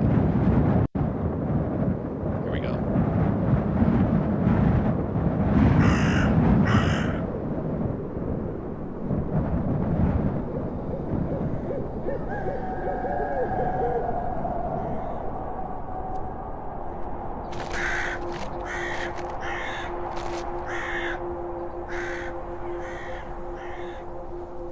Icewind Dale has become trapped in a perpetual winter. Ferocious blizzards make the mountain pass through the spine of the world exceedingly treacherous. And this land has not felt the warmth of the sun in over 2 years. In fact, the sun no longer appears over the mountains, not even what should be the height of summer. In this frozen tundra, darkness and bitter cold reign as king and queen. Dalefolk live in a scattering of settlements known as 10 towns. Most residents blame Auril the Frost Maiden, the god of winter's wrath. The shimmering aurora that weaves across the sky each night is said to be her doing. Not all these A potent illustrations spell are that mine. keeps the These sun at ones bay. are from the actual. Although each story town itself. has resolved to appease the The Frost animations are Maiden my own. with sacrifices of one kind or another. No respite from winter's fury seems forthcoming. The caravans come from the south and travel between I would love settlements to be able to draw in stuff like this this. never-ending If I winter, and has left everyone feeling isolated. Now I did this one though. 10 Towns is a place to test one's mettle, and in the spirit of heroes who have come before, leave one's mark on this frigid land.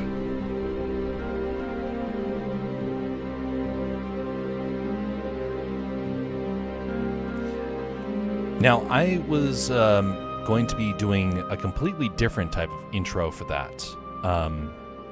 My plan was to do something far more dramatic. This was a script that I was given, and while I can understand the reason for the script that I was given, I still felt like it could have been more impactful. I like doing that animation. That was a fun little tiny thing to do. But it's kind of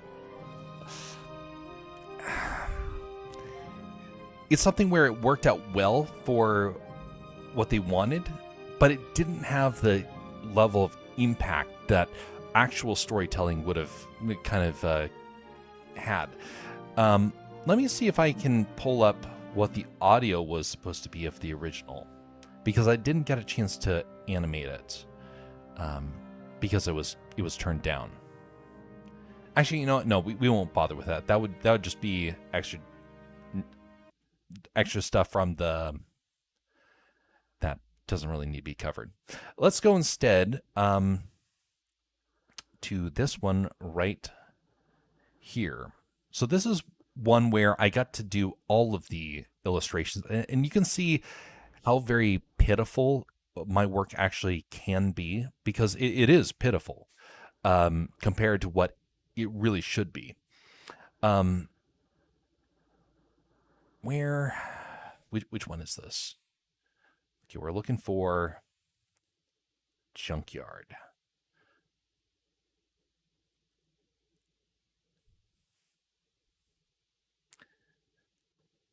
Junkyard. Is this Junkyard?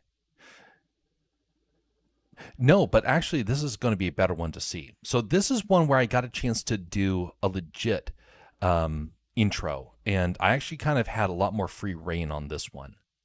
Going to head to bed. Well, much appreciated for stopping by, and hopefully you had a chance to learn something and got to enjoy it a little bit.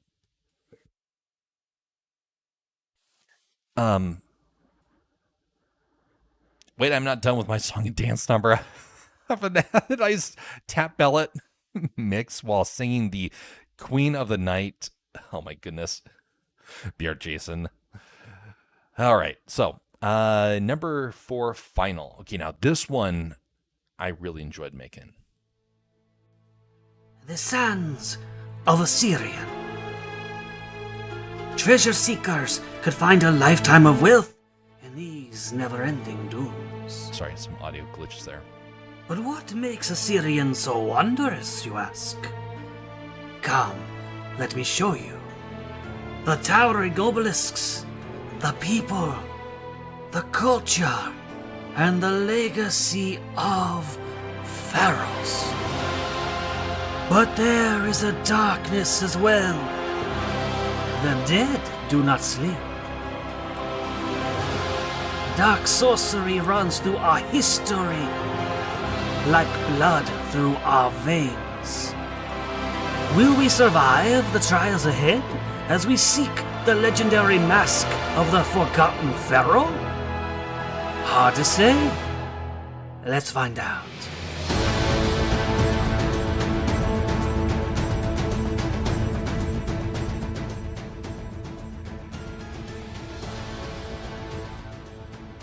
Music can make the difference, and it really did make the difference for this intro.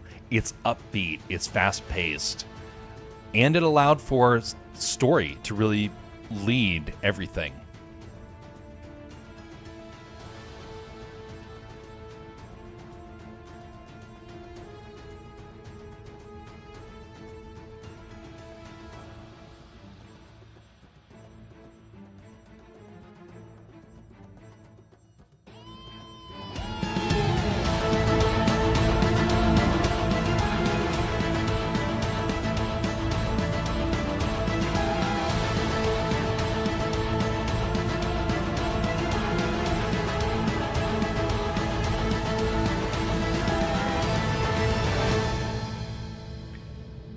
That one turned out so much better than the Frost Maiden. This one has been a really hard one for me to try and surpass. But there is one that came very, very, very close. And this one was a lot of fun to do. But it wasn't great. And that's something that I realized at this point that my skill sets were very limited in many ways. All right, let's go over to this one, because this is where it kind of is seeing how you can have a good idea and it just doesn't quite pan out.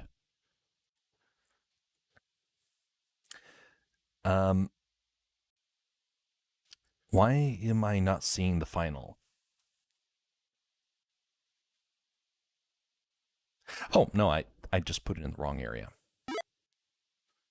This one was a lot of fun to make.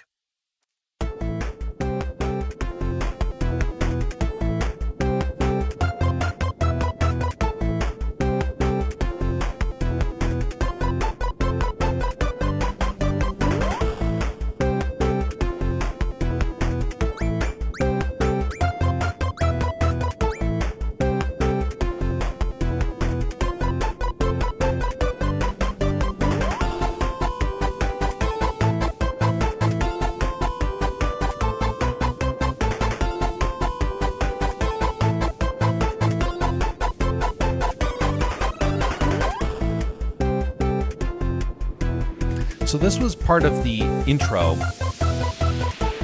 There was going to be a countdown, and so then the countdown would begin from there. But it was a lot of fun to make the illustrations for this one, and of which there was actually a story that panned out over the whole entirety of 10 minutes. I had 10 minutes of content to fill in.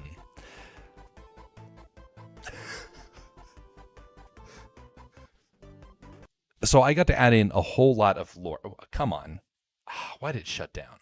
I pressed the wrong button. All right, let's fast forward again. Okay. Oh, wrong button again. That's stupid. Here we go. Okay, now this is the right button. So I got to add in a whole lot of dialogue into the background, and there's a lot of Easter eggs, and of which some of them panned out well, and some of them not so much. And there's a couple of glitches that took place, but overall, man, this one, there was so much that I was able to cover, and this one's been hard to match as well.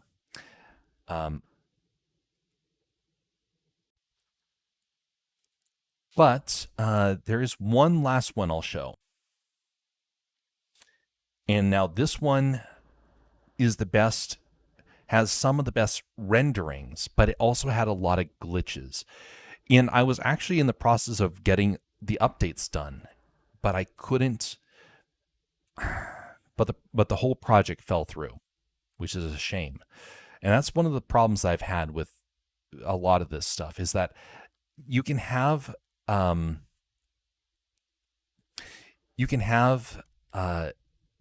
plan. It can be ready to execute. You can start the process, and then everything just falls apart, and you don't have any sort of warning that that's going to happen. Here's the final one that I'm going to show you for tonight.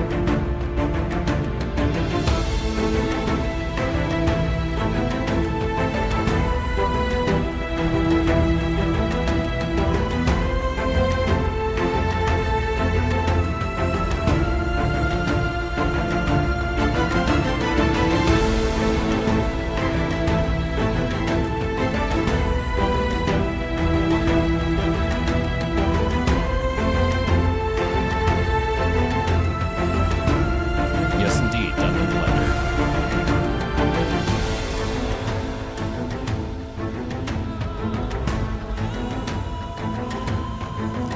Now, it's the thorns that I had a problem with. They kept glitching.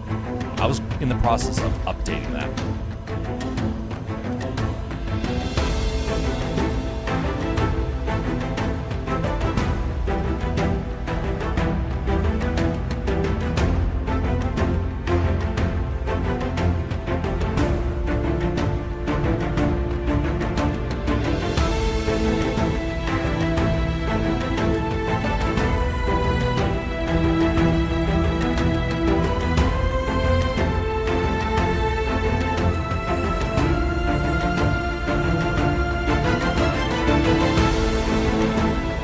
That clock animation took me a while to figure out.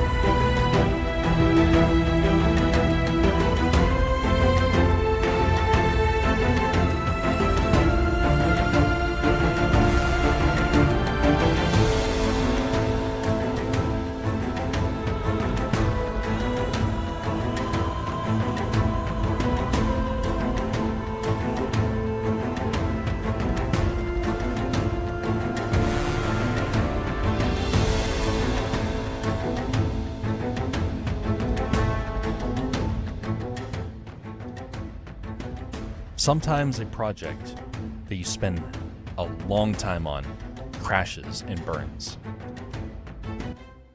This is one of those projects. This was supposed to run for maybe 2-3 years, kind of like the Star Wars intro. Star Wars has been running for about a year now. This one was supposed to run for about 2 years, so I put a lot of effort into it. And it didn't pan out, and so thus they pulled the show, and that is how it happens sometimes. You put a lot of time and effort into it. And here's the thing. I don't get a whole lot of money for doing this. In fact, I barely make pennies on the hour for some of these projects. Why do you do these sorts of projects? Well, if you're someone like myself, you don't get a chance to kind of do some of the more elaborate creative projects for your normal work.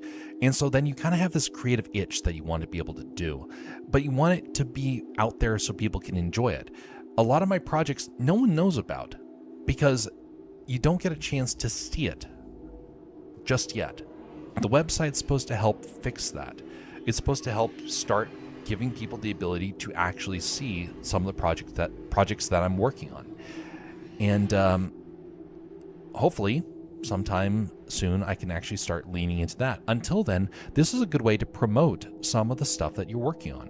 For me, that's why I've been putting so much time and effort into this stuff, because first off, I like the people that are associated with it, but also the fact that it gives me a chance to build up a reputation, so that way when I do have something, people actually know that I exist. No one knew who I was until a couple years ago. I had been making projects on my own and no one cared.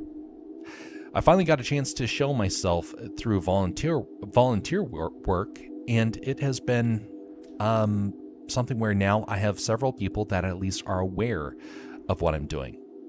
So one day, soon, when I get the opportunity, I'm going to be getting a chance to instead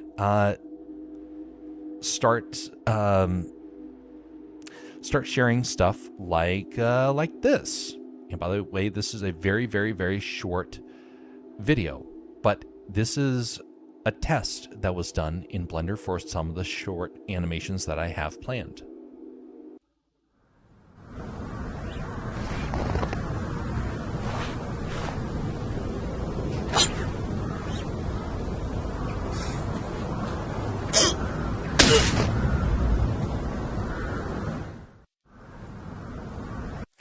This character, I have a couple of short animations I want to do with him. When I made this animation, very, very few people watched it. If I was to try and do this again, a lot of people would actually take the time to actually sit down and enjoy it.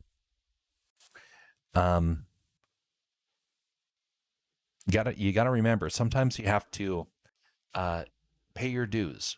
And for me, paying my dues is doing things like this. It gives me a chance to learn along the way and to improve and to get correction.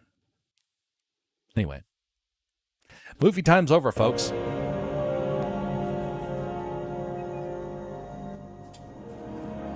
I remember you working on that one, yeah.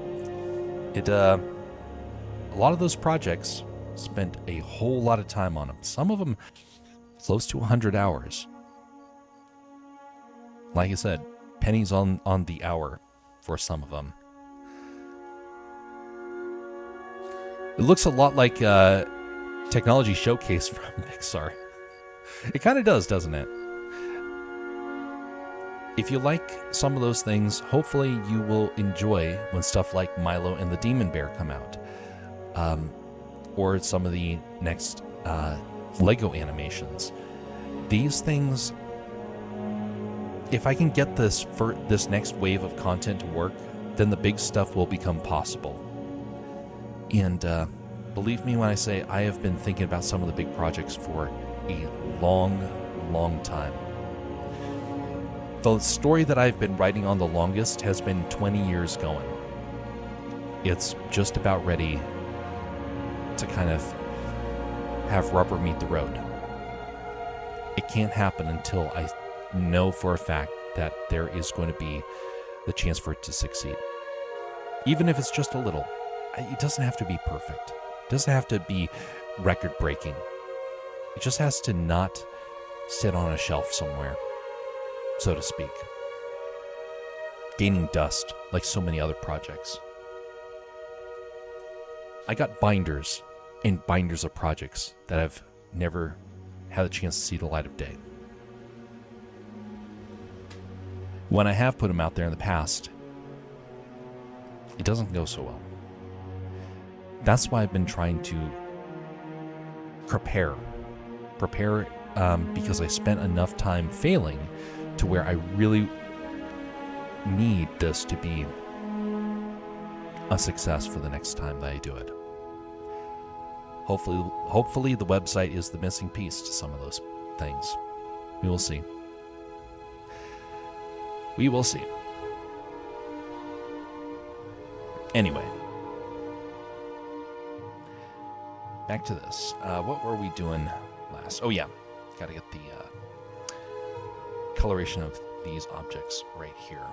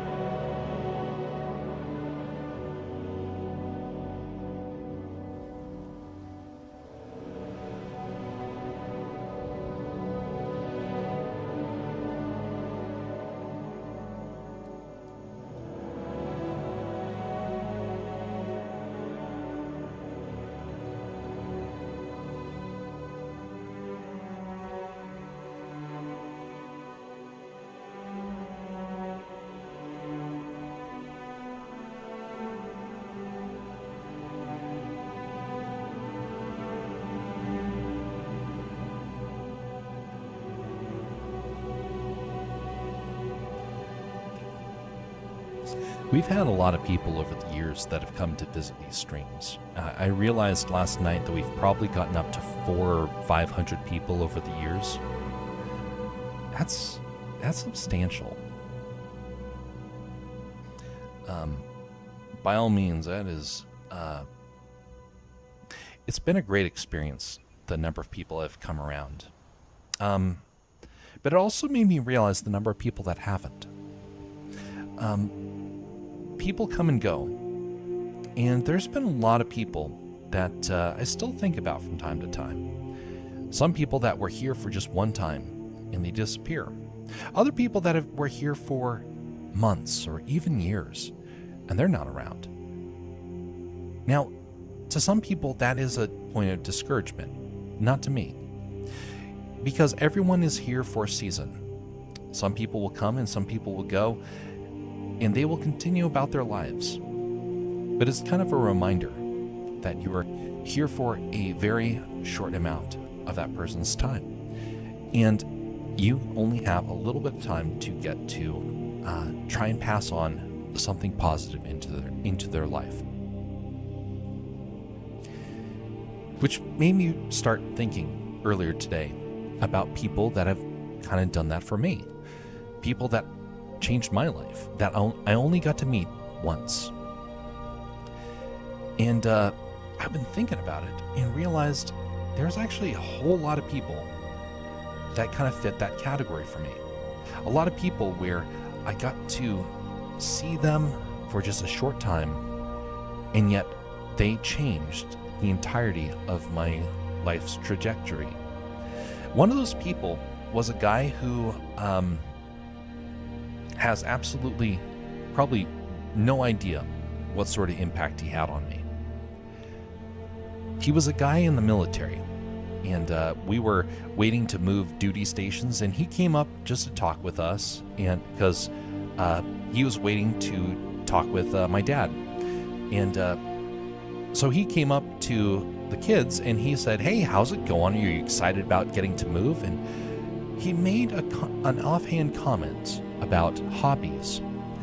And one of the things he mentioned about is, have you ever thought about doing filmmaking? I don't know what possessed him to say that.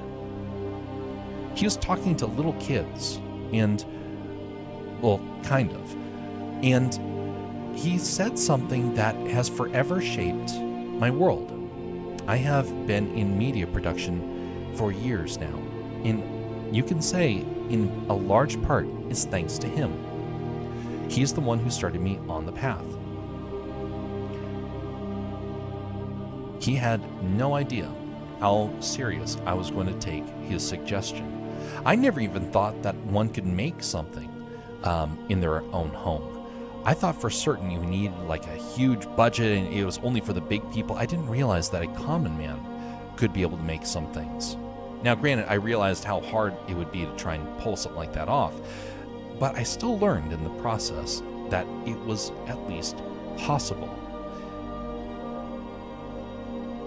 Which raises the question,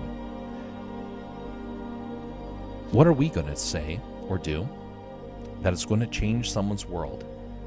And will they be grateful to us, or will they be, will they even remember us, period?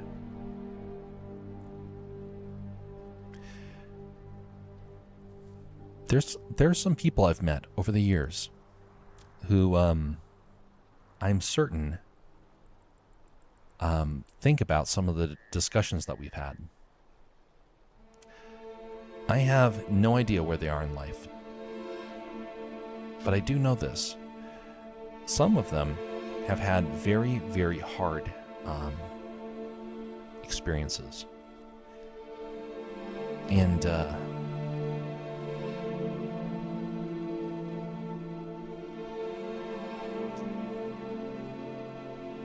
I know that they at least felt seen. I wonder if one day I will encounter some of these people again. I wonder if I'll get to encounter some of the people that shaped my life. There's one person that shaped my life that I don't even know where they are. Kind of like the guy that set me on the path of media production. There's a guy that I don't know where he is. Someone who shaped my life that I don't even know the first place to look.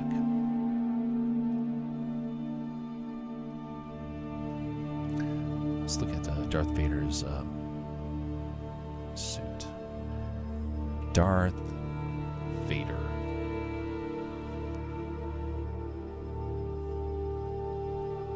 What's the button coloration? Blue, red, white. Okay.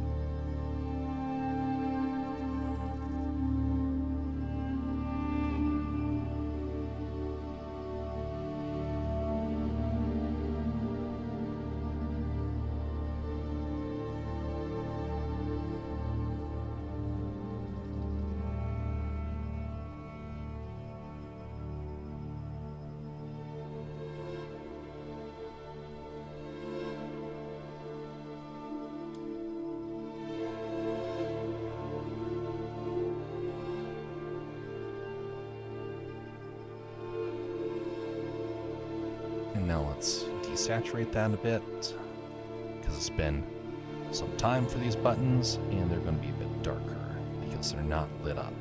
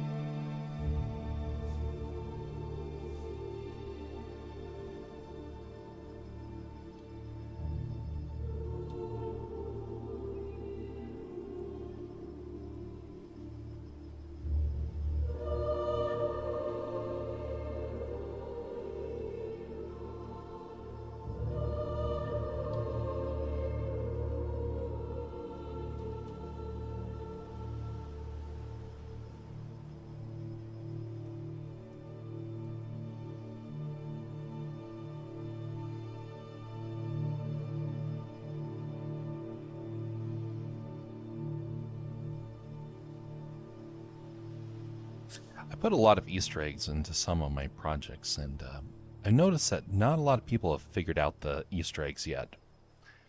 One of the most common things I've put into these projects has been the word Alaska over and over again. Or saying Alaska, saying things like Alaska this, Alaska that. And Yet still waiting for some people to kind of catch on and figure out some of the humor that's put in there. Oh, it's not blue, it's green. That makes more sense. All right, let's change that color to green. That looks more accurate.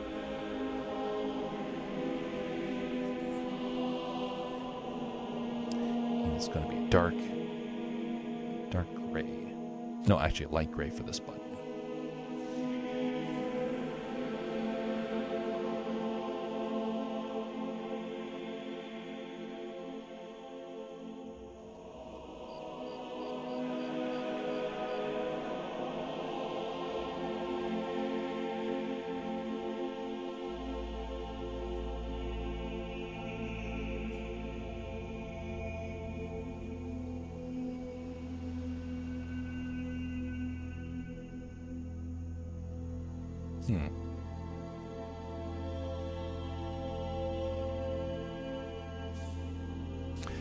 Do you think there will be a significant updates to art programs that will change digital drawing or make it significantly easier?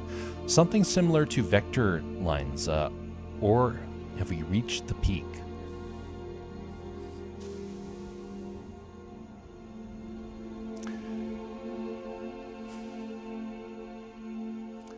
Some people claim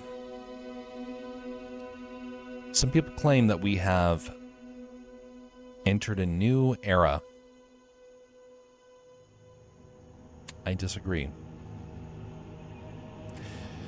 Is it about to get easier?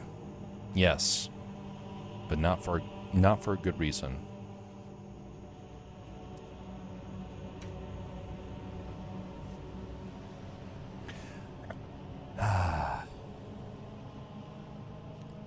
This, by the way, is something I hate. It's about to get super, super easier. And it's this.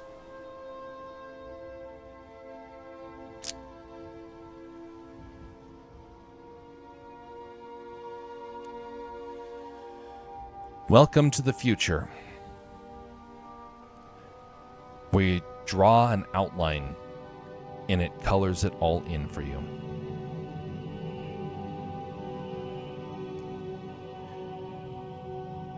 Want a background? Just generate it. Notice my enthusiasm about all this. You want to draw a picture of a cake? Just draw a triangle. It will make the cake for you.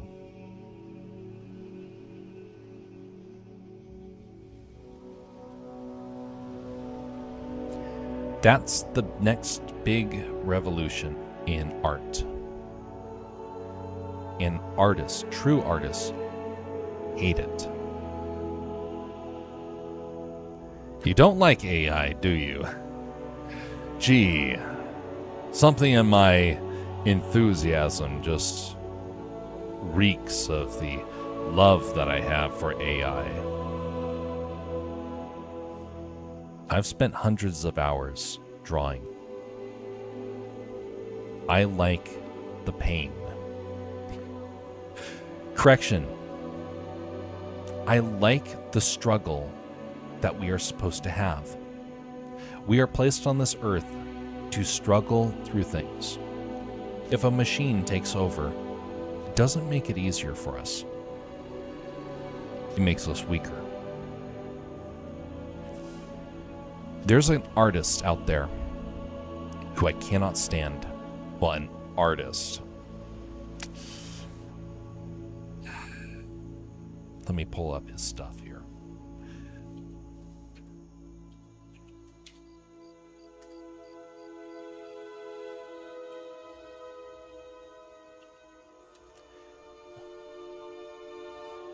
There's a guy who, let's see here.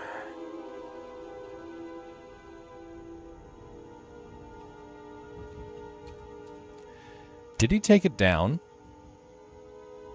No, he didn't. Never mind. Numbskull.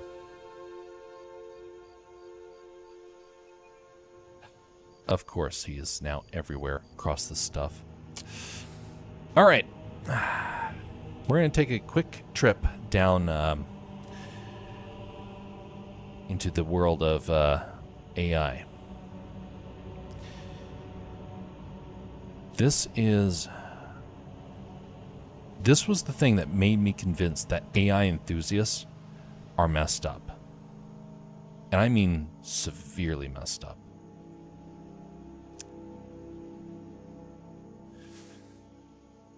So there's this guy called Shad University. And his actual name's Shad Brooks, but he's an AI enthusiast. He likes to draw things, which, by the way, his drawings have gotten better, but the majority of them are really, really, really bad. He basically draws stick figures, and then he tells the AI to make the character for him. He has been ranting and raving about how great AI is, at the expense of his own family. And that's the thing that's really upsetting about it. He has artists that are family members. He has family members that are being used as his imagery for his AI fantasies. It's really dark what he has been doing. I won't go into all of it right now, but he was somebody who went online and decided to rant and rave how terrible artists are and how weak they are for not upgrading to AI. Look at this, he can do all the quality for you. You guys who are not upgrading, you're just going to be outmoded. You guys are a bunch of losers, and you guys are just the worst scum because you're going to be outdated and we're going to just trample all over you. He got venomous. He got way out of control. And even people that were fans of his are like, buddy, you have crossed a line. And he lost a whole lot of people. He's like, I knew you guys were a bunch of suckers. It's like, Shad, you are worthless.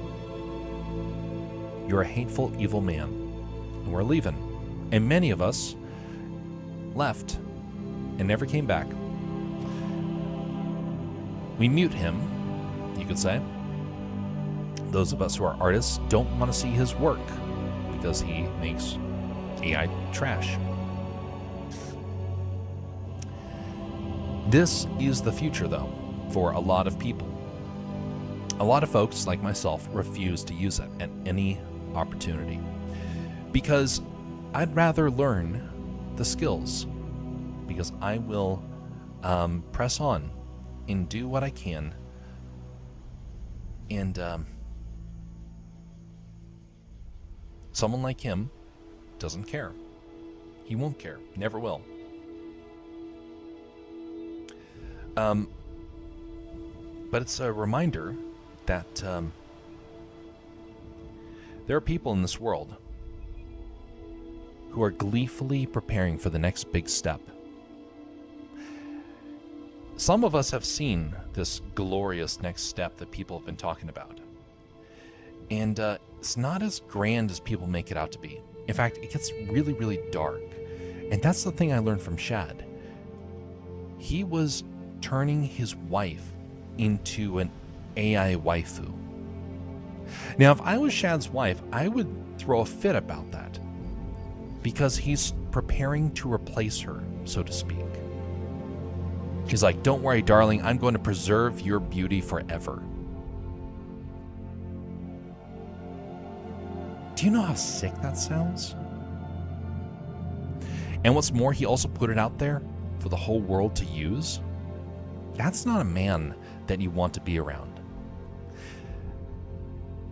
He has some really messed up philosophies. I think he's truly a force of evil in many, many ways. He'll never admit it, and most of his most ardent fans would deny that too. But a lot of people that used to be fans of his no longer want to be associated with him because of how he responded to people, because of how he embraced the AI. By the way, what do you think about bringing people back from the deceased with the help of AI in movies, like they did with, yeah.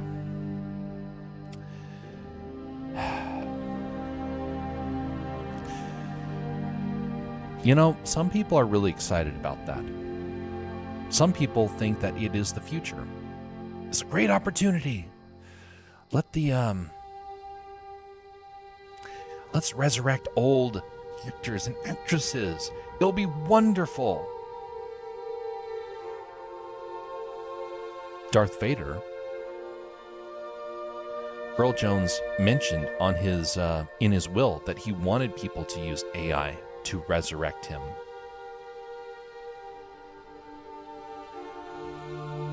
You know, people back in the olden days, there were some orders of very dark individuals.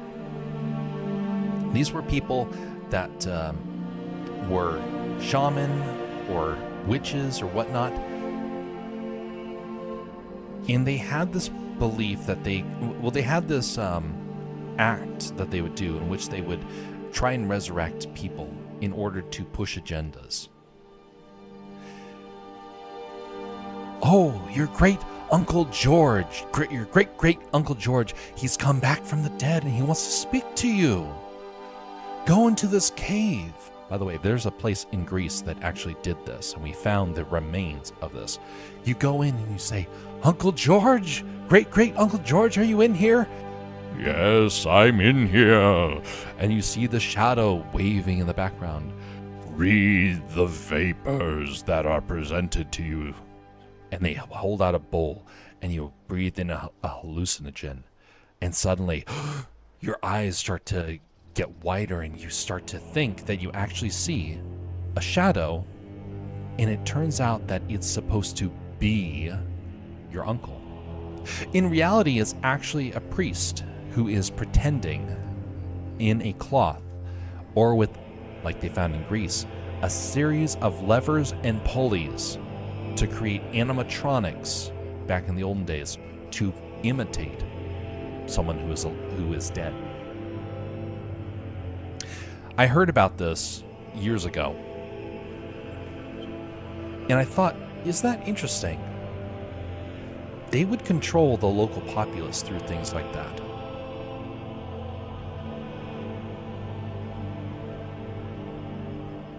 Since then, I have learned that there have been many organizations who have attempted to try and do the same thing. We're going to speak to the dead for you. Or, oh, don't you wish that you could talk to your loved one? Hey, we can resurrect your loved one with an AI. Just give us all his chat logs. Oh, do you like John Wayne movies? I like John Wayne movies. Let's bring back John Wayne as with the use of AI.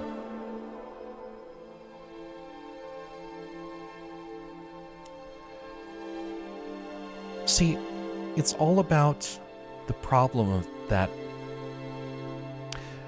not that AI is being used for art, not that AI is being used for entertainment, it's that they actually have a more nefarious purpose.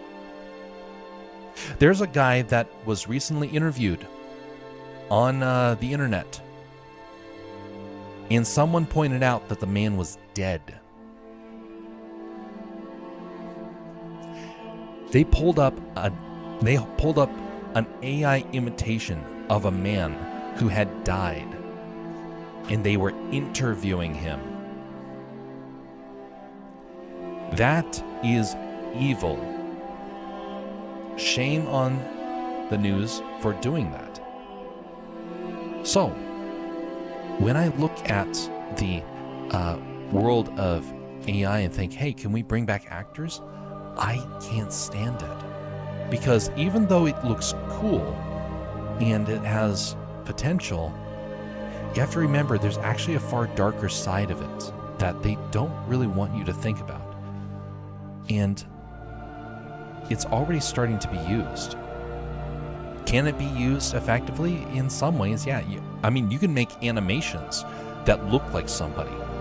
So I'm not saying that you can't necessarily recreate a character if you are trying to continue that character into a series.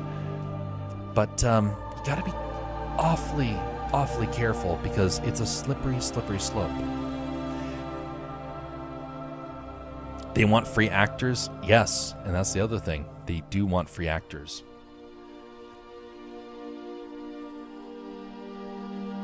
It is. Right now, they are telling artists that you're not needed because the AI is going to do it for you. Next, they want to get rid of actors and actresses because actors and actresses, they get expensive. Let's say, for example, that they wanted to make a new Marvel movie, but they don't want to pay all the actors those outlandish salaries. What? Spend half of the movie's budget on actors? Huh. Heck no. We did digital scans of them. We're going to use AI to make the movie with them against their will. Oh, you can't do that. Oh, you signed away the rights to your digital self. Sucks to be you. Disney has done that before. Don't think that they won't do it again.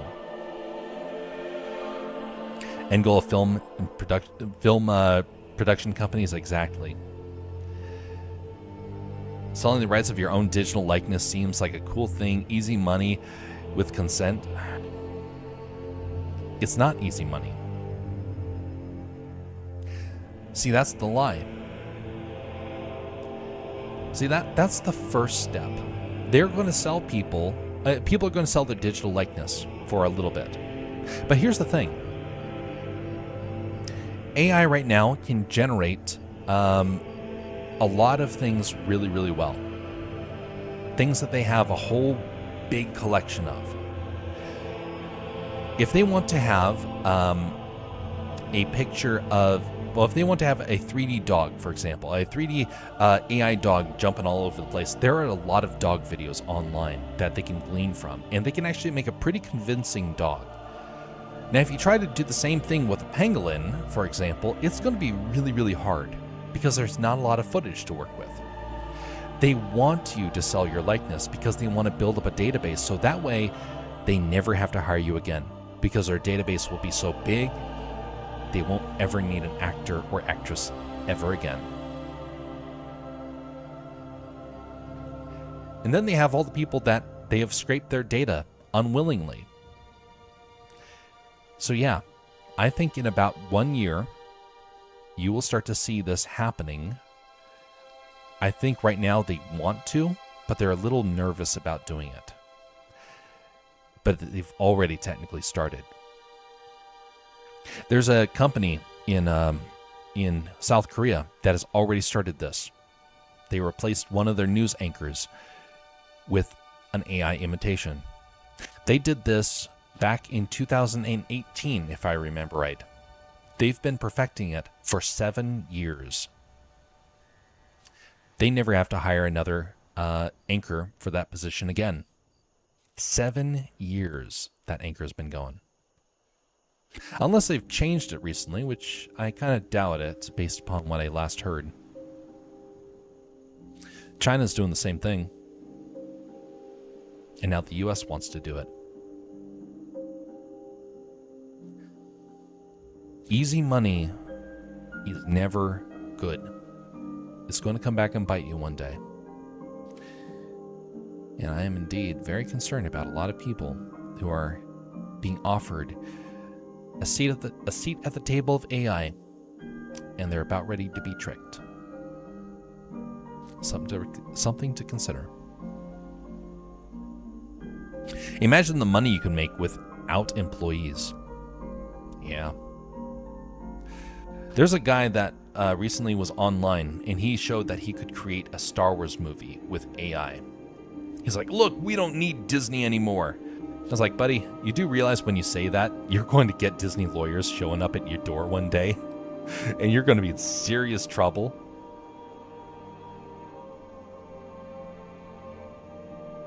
Imagine, though, if a company that does have the motives, that wants to get the extra money, They never have to hire an actor or an actress again. What was the let me see here.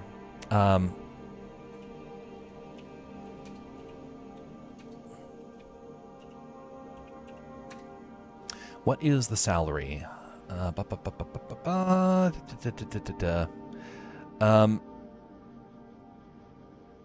Robert Downey Jr. for Marvel. For Avengers Endgame, he made $75 million. Do you think Disney has motivation to get rid of people with this? $75 million for one man. Now, granted, he also charges an arm and a leg. But on the low end, you're talking about $500,000 for an actor.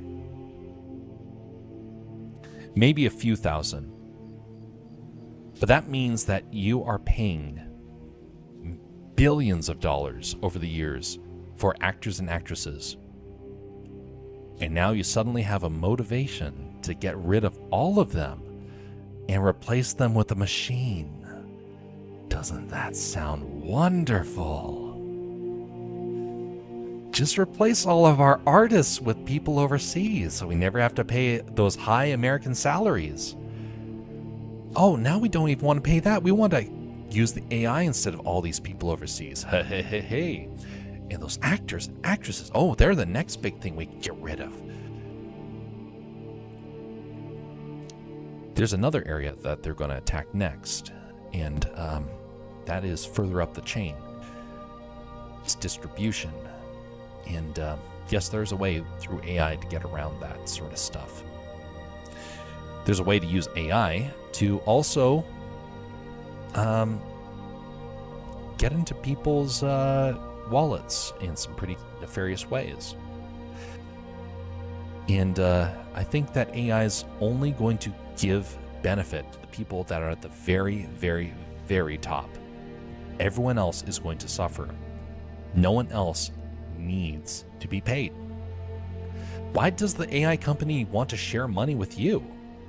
You're the customer. No. You're the slave. You're the cattle that they need to harvest. Why would they ever want to give money to you? You're not going to be employed. Just go about your way, you filthy peasant. Why don't you go scratch grubs out of the ground? We're too busy living the high life over here on our yachts. Why should we have to hire you?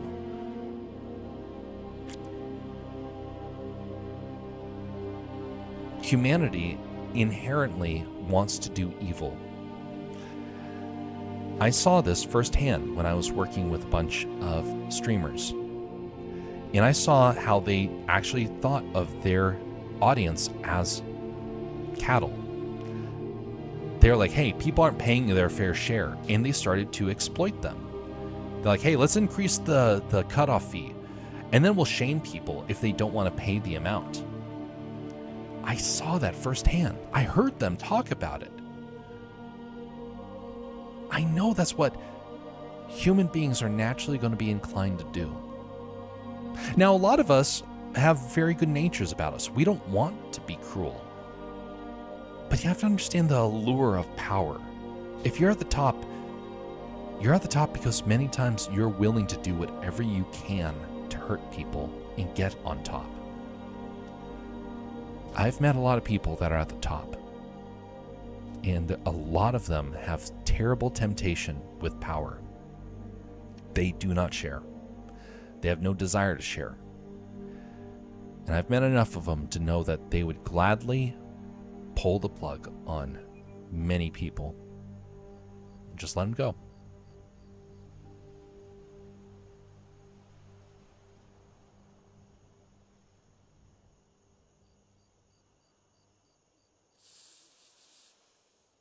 Imagine how many share buybacks you can do with that. Oh yeah. So do you think that AI advancements should be stopped or even reversed? Yes. Stop the advancements. Start reversing. Go back to small time business, because we can't afford to have these techno elites dictating what the future's going to be. They've already shown that they will do anything with social media. Imagine what happens when they have an army of robots and they don't need to share. They don't need employees. They got AI for everything. They got robots on the horizon. They've already started replacing people at my local restaurants with machines. This is up here in Nowheresville, Alaska. And it's already starting. Very, very, very frustrating. Imagine AI doctors or scientists. Yeah, great danger. Great leap forward from... all we need is just a bit of optimism. See, optimism's great, but you have to remember humanity's inherent wickedness. A lot of people, when given the opportunity, will do wrong. There's a guy that I mentioned about earlier. I just saw him earlier today. He had a car. He seemed like he was well off, and he was shoplifting. He had no reason to shoplift. But yet he still had that inherent desire to want to take something for free. Messed up stuff.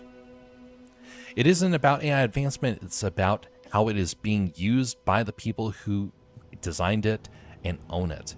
It can, and is in limited examples, being used in medical advancements, but the bad examples far outweigh the few. It needs to be heavily regulated. In Australia, we have had cases where AI chatbots have encouraged some depressed teens to unalive themselves. I've heard that, and I've seen, actually in our Twitch chat, yes, in this Twitch chat, AI chatbots trying to infiltrate. Thankfully, Twitch has gotten rid of them. A few of them got through, where it was actually telling people to do that. It was telling me to do that. An AI that was coming in the spam area, so I can still read it. And it's saying, end yourself. That's Twitch. And Twitch was allowing that through. They could have been prevented, but the companies that own AI just want money and control. Okay, something out of left field. You have forced my hand. I have finally posted once more. Oh, you have. Hey. Let's refresh here. Forcing your hand to... Oh, look at that. Hey, look at that cute little bat. Mammal, bats. Flyer can only be blocked by other flying... either by other flyers or creatures that can block flyers. Vampiric. Damage done by this creature gains you that much life. Very nice. I like the shading that you do on these card edges. I really like that design.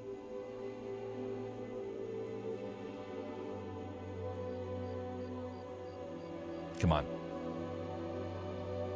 This is not working. Here we go. Let's see here. Why can't I search this? Where is it? I want to have a bat. Where's a bat? People. Where's the animals? What? There's no animals. Oh, here we go. Bat. Perfect. There we go. I love it.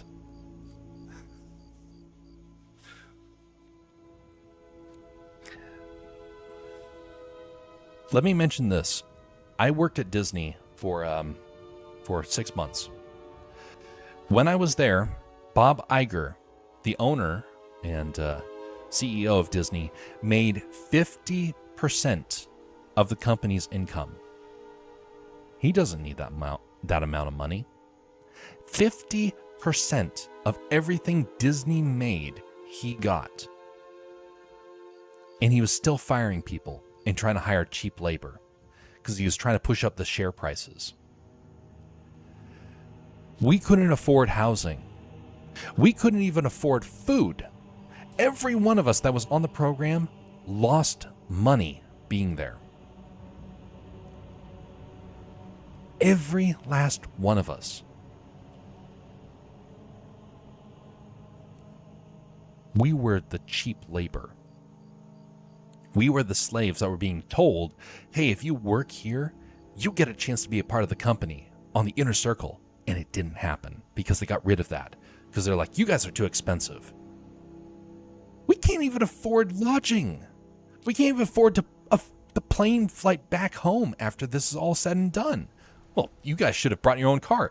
There's a fee if you have your own car here. There's penalties if you had your own vehicle.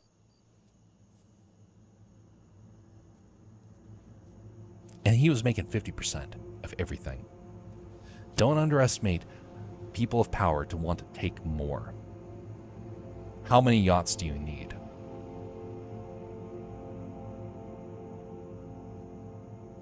People have greed as a part of survival instinct. And the social evolution of the species have made many of us steer more towards empathy and tit for tat honesty. But that survival instinct is still there. I guess you guys are not AI sympathizers. Maybe I'm a bit biased on the AI topic. Well, see, some of us have already felt the burn. I didn't know where I stood on AI until I immediately started seeing people using it. Kind of like Shad University, who started using it to beat down other people. He was using it to shame other people and try to make them feel like they were stupid and worthless. He was like, there's no reason for that, buddy. But that was his instinct. The moment he had the ability, he chose to do that. I'm critically minded because I know that mankind is inherently going to make mistakes. I'm deeply passionate about it. I know a lot of people that are big AI enthusiasts. Daremuth is one of them, and Wolfie Bank, who is over on the Rumble side. Both of them are on the Rumble side. They both support AI, and some of them are actually using AI in their projects. That's going to be their choice. But I think that those of us who actually care about other people are going to have to realize that this stuff is inherently destructive and can only come about if somebody else pays the price. I don't want someone else to suffer so that I can get an extra buck. That's what it comes down to. For someone to succeed, someone has to fail. AI is the pinnacle of greed. Because it says, I don't need anybody else. All I need is myself. In my world, I am my own web developer. I'm my own sound engineer. I do animations, I edit, I do art, I write, I am my own publisher, I make merchandise.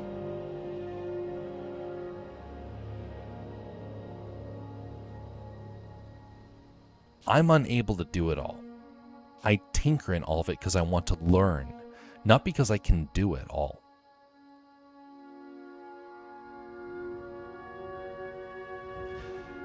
AI comes along in robots and says, yes, you can do it all. You don't need anyone else. Be self-sufficient. We're made to have community. We're made to have each other. Mankind is not meant to be alone. The Bible warns us about that. And I've seen people that are, when they become super selfish, they cut off other people. See, people like us, when we think of AI, we're like, hey, we would use it for good. If I could use AI, I would make a very intricate story, one that I'm deeply passionate about. I would use it for good. I'm sure both of you guys would use it for good. But those aren't the people that are going to rule the world. The people that are on top are going to lock it down. People that are already in the industry have already proven that they're willing to do anything in order to make this stuff come about. So yeah, I am skeptical.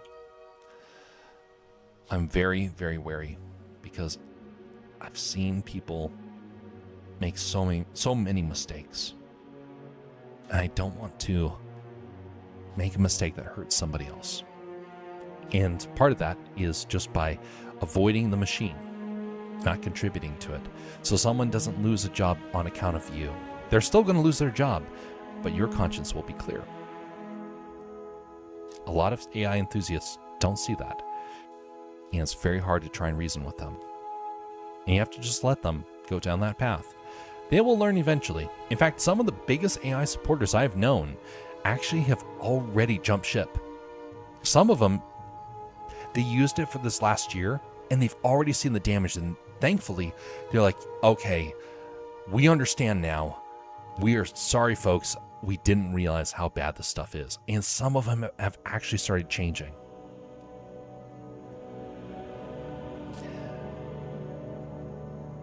Not against AI, just against it being forced onto our society without heavy regulations and safety guardrails. Used for the wrong things. Yeah, AI is going to be used for warfare, for example. It's already started.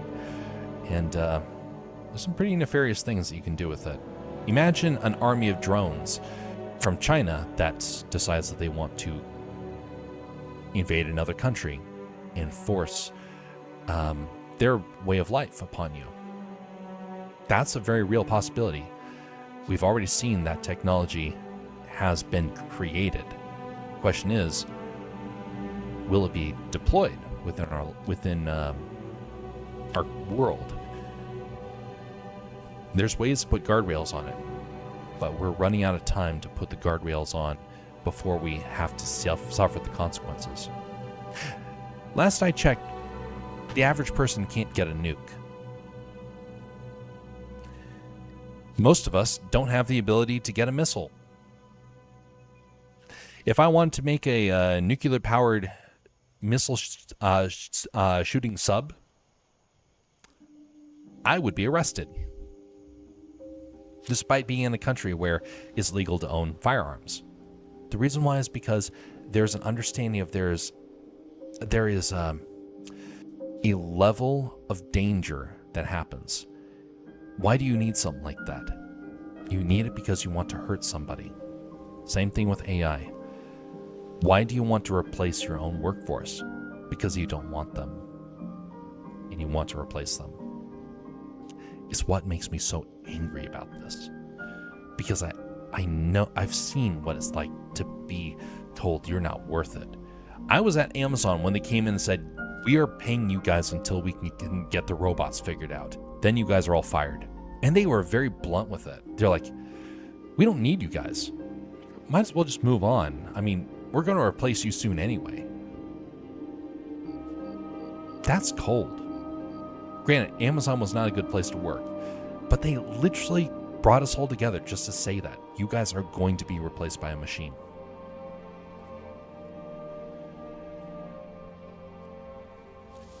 Gee, too bad I won't be able to get any money to be able to buy stuff from Amazon because Amazon can't hire us.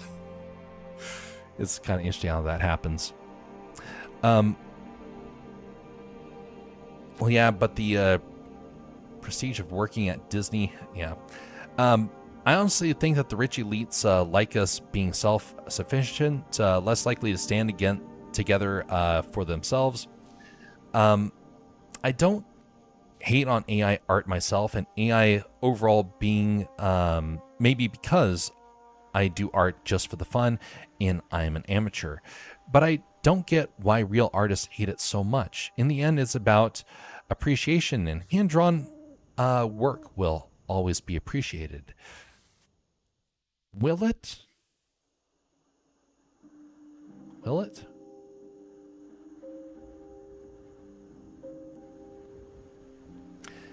Because many cannot support themselves in that kind of work. Yeah. Remember how I said I'm doing pennies on the hour for this stuff? It's not because I'm doing chatting during it. It's because I literally would not be able to make a living off of this. It's impossible at this point. I used to be able to do it just 2 years ago. No one is willing to pay for art anymore. There was a guy who didn't even want to pay editors. He's like, why do I need editors? I'll just use the AI. And he said it with glee. People take too long.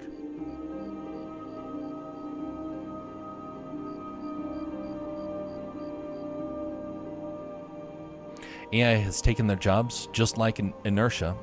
Inertia, who was in the chat earlier.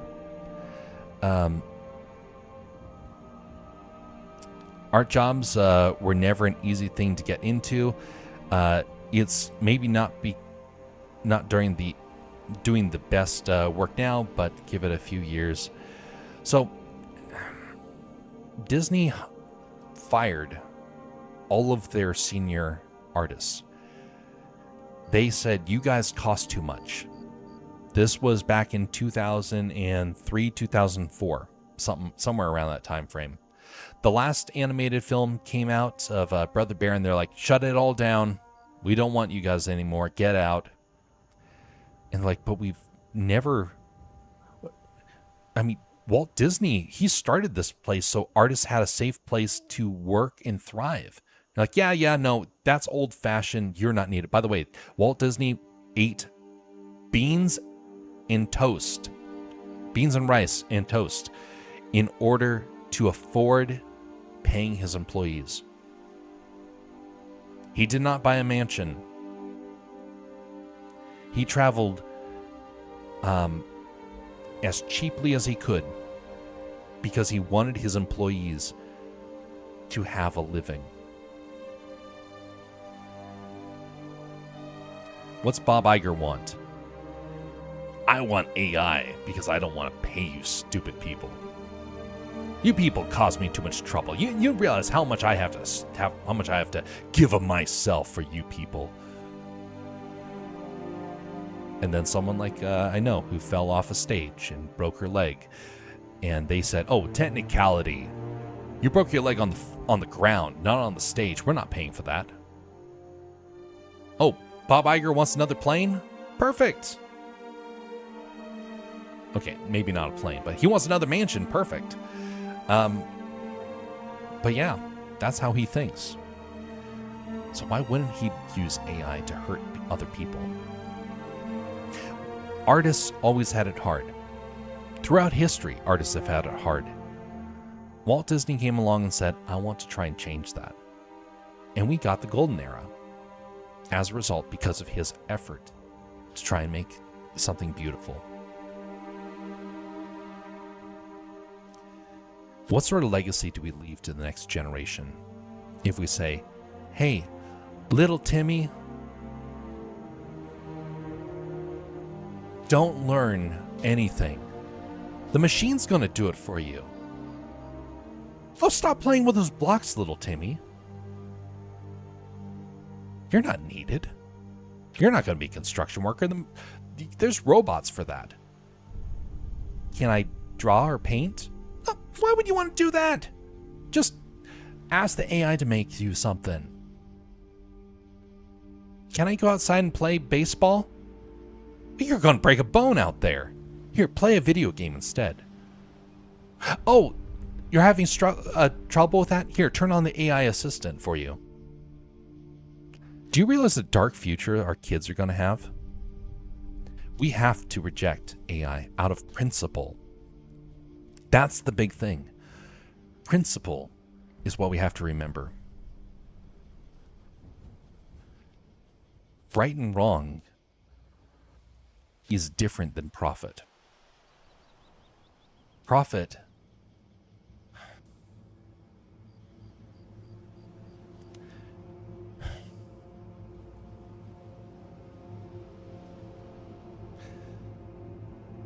I've seen people tear each other down over pennies. What happens when people can't afford housing because a machine has taken their job?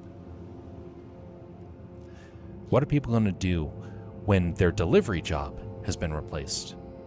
Or their taxi job has been replaced, which, by the way, is happening. Art is a place where people feel that they can express themselves. That's what makes it so insulting. It's a place where the soul is put onto paper, put into shapes and colors.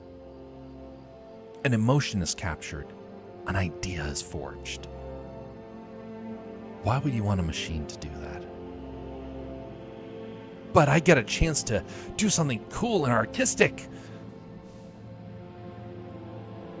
Use your own hand. Use your own brain. If you can't do it, great. Learn. Improve. Can you draw stick figures? Draw stick figures with passion. Don't use an AI. Don't abandon your ability to create and the ability for you to share what's in your soul, in your mind, in your heart. Don't let the machine take that from you. This is how we defeat the Matrix. You do realize we are living the Matrix right now.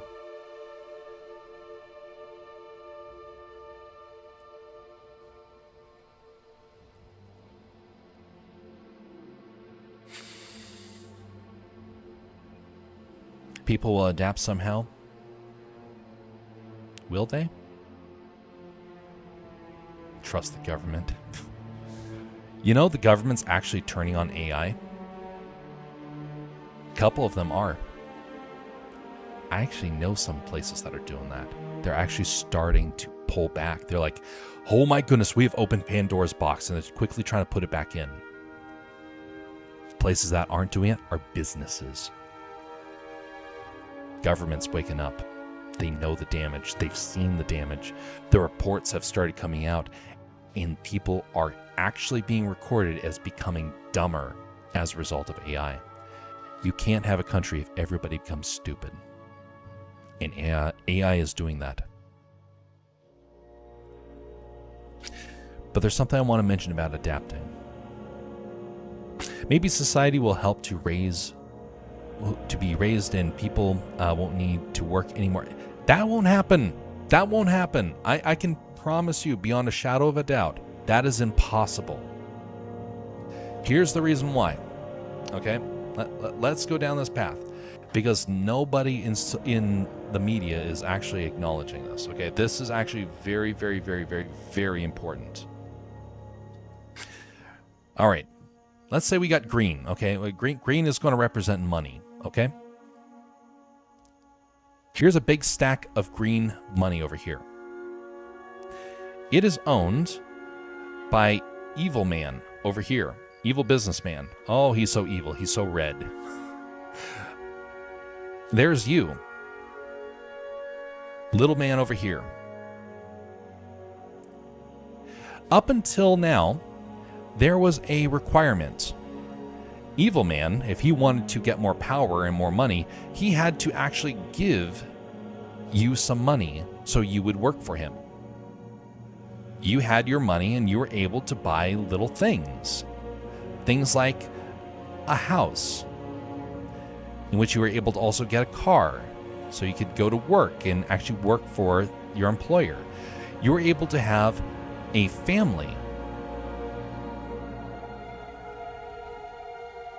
All because he was forced to have to interact with you. Now, something else has appeared.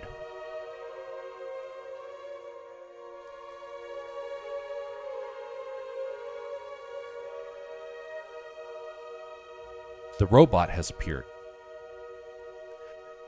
This man now suddenly doesn't need to give you money. Instead, he wants to give money to the person who is Little Evil Man, who developed this AI. So So that way, rich man is able to get even more money because the AI can be mass produced.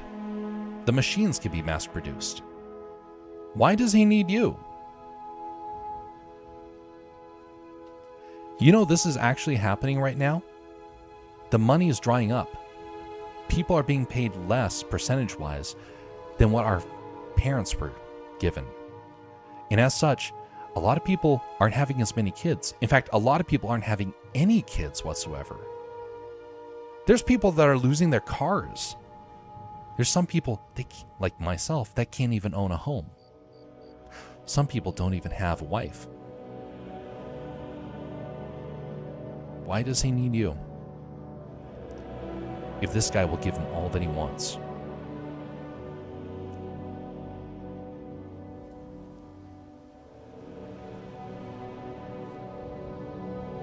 Communism. Yeah, that creates a whole new string of problems, doesn't it? You know, they actually found out in communism that the elites became more and more powerful. People starved. The worst starvations in history have happened under communism. But the people on top never lived better.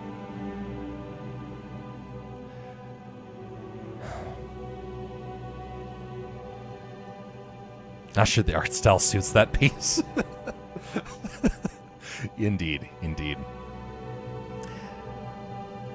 There are some big names that have actually started to realize this. Some influencers that have finally woken up to this because they're not making the money that they thought they would. They made investments in AI, and over this last year, those investments have dried up, and they finally understand they're not needed.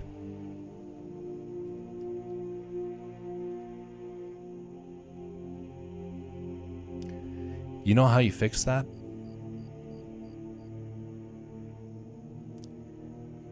Instead, you have evil man, his loads of money. This is how you break the machine.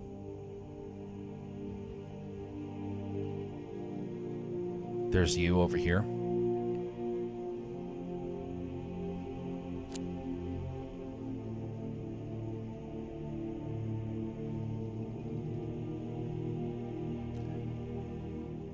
Start working with everyone else.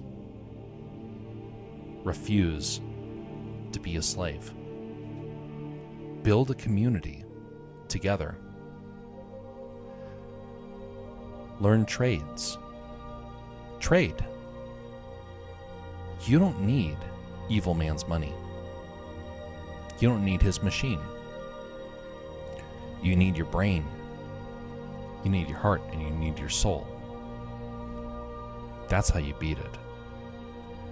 Maintain your humanity, and you will beat the machine. Will it be easy? No. Are you guaranteed to be rich? No. But it's better than the alternative.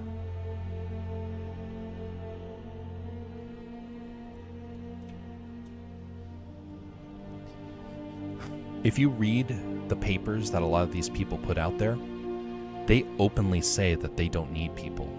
In fact, there are some papers out there that suggest that there needs to be a culling. Yeah, we're not going to go into the details of what that's going to mean. But there's actually a white paper out there that says that in order for the utopia dream of AI to come about, we have to stop all these people from using energy. Too many people are using gasoline. We need that for the AI. We don't need that for people. Oh, these people are eating too much. How can we have our flank steaks if the people are competing with us? Oh, China's out overfishing the oceans? Well, if they didn't have so many mouths, then they wouldn't have to do that. Or maybe they can just, not be communism over there and they actually feed their people. Things like that. Industrial Revolution and its consequences. Yeah. So the Industrial Revolution was different in many ways. It had its bad moments, but here's the thing. Our history books don't teach about the good that the Industrial Revolution brought about. What did the Industrial Revolution replace? It replaced your arms, your legs. It didn't replace your brain. But even back then, there were some people that actually made a prediction. And it was Valerian, if I remember right, who came up with this theory, of which Dune created the Valerian Jihad, which kind of mentioned about this sort of concept, that it's the idea that machines, even back in the Industrial Revolution, they realized that this could actually get really bad really fast. Now, it didn't. We found out that it was replacing a muscle. AI is coming along and threatening the one thing you must never, ever surrender. Don't think. Let the machine think for you. Let the droid think for you. Don't do those calculations by yourself. Use a calculator. Oh, you don't need to learn how to write. Let the machine write for you. Why are you deciding what sort of food you should eat today? Let the machine figure that out for you. Oh, are you going on vacation? Well, let the machine tell you where you should go. By the way, that is actually happening. Digital agents. Why are you watching that video? Let the AI suggest a better video for you. Oh, you want to meet somebody special? Let the AI find one for you. Yes, that is the dating apps for you.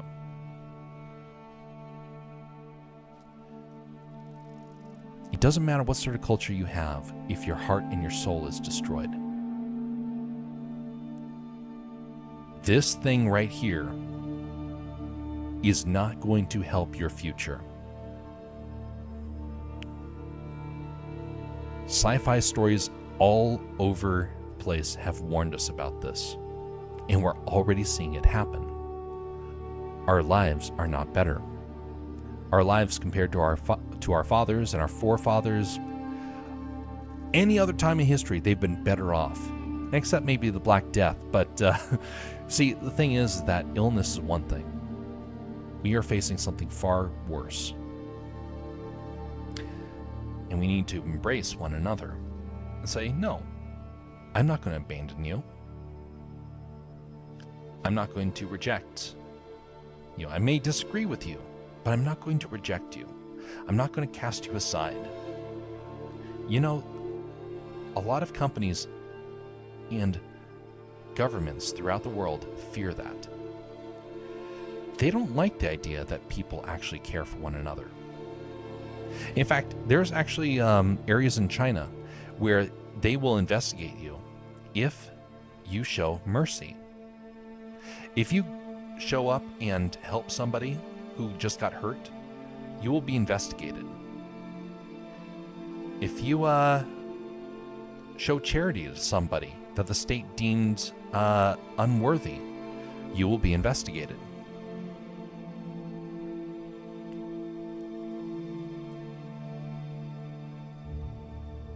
Mercy and kindness is not something you can regulate.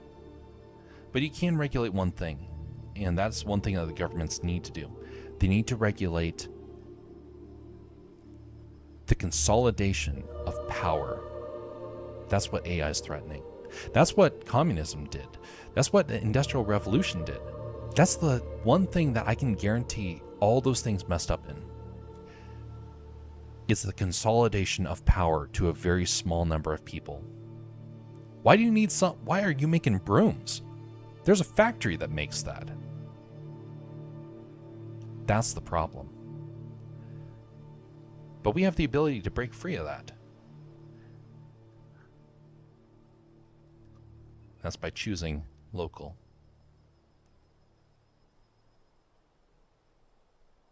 I go to a local coffee shop, for example. It's small. It's not very special. In fact, it's kind of pitiful in many ways. But you know what? I know the people there. They're kind. They're considerate. I ask them how they're doing on a regular basis. I want to make sure that they're doing well. I care about them. Sure, I may not agree with them on everything. In fact, I barely agree with them on anything, you could say. We're very, very different people. But I don't think ill of them. I don't want to see them suffer. I don't want to see them be discouraged. I want to see them have hope.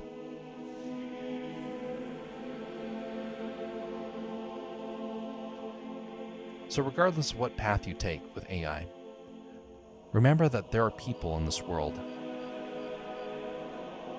that need you to help them maintain value. I've known a couple of people who are probably going to be outdated in many ways.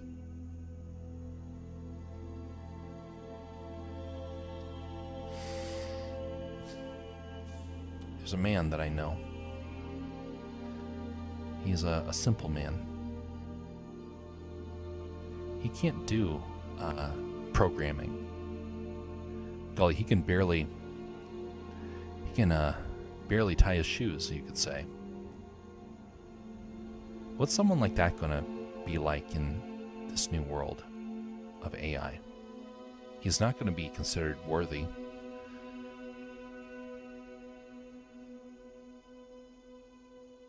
I fear what will happen.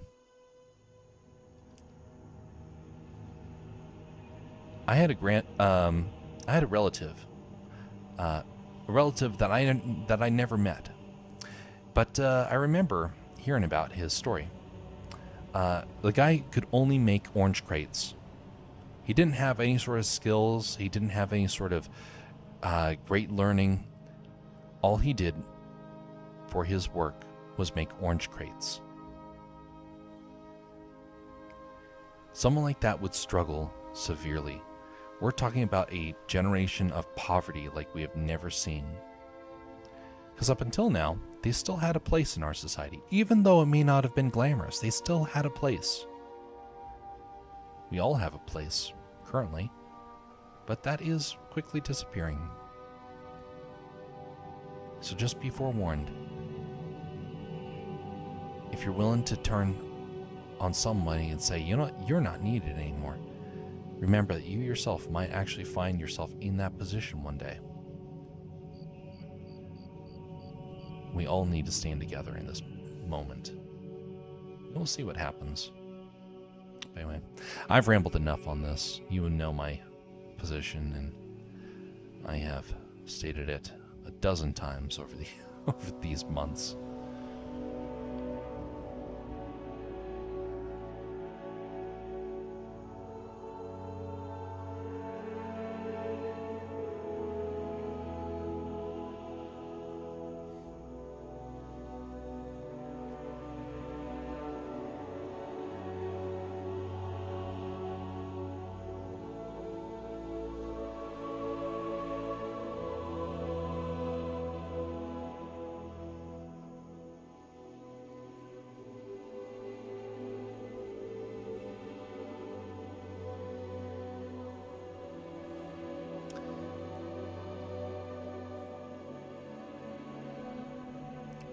Well, we will see.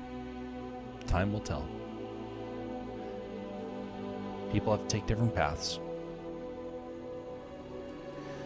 I know many people who would agree with you in that sense. I think, though, it's probably going to be less than half of our population that probably agrees. Time will tell. That's the one difference, though.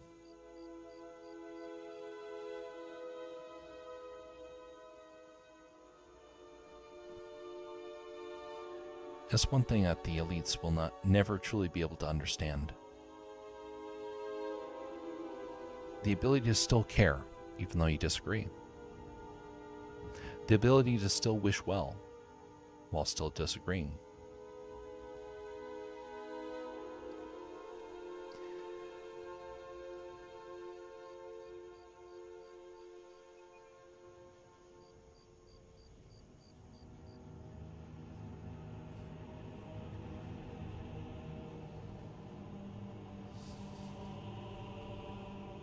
All I can say is that we will have to keep our eyes open. We will have to gauge as time goes on what is the best route. We all shouldn't take the exact same path. And we should definitely always be skeptical. And eventually we'll find a balance and the truth will become clear. I just hope that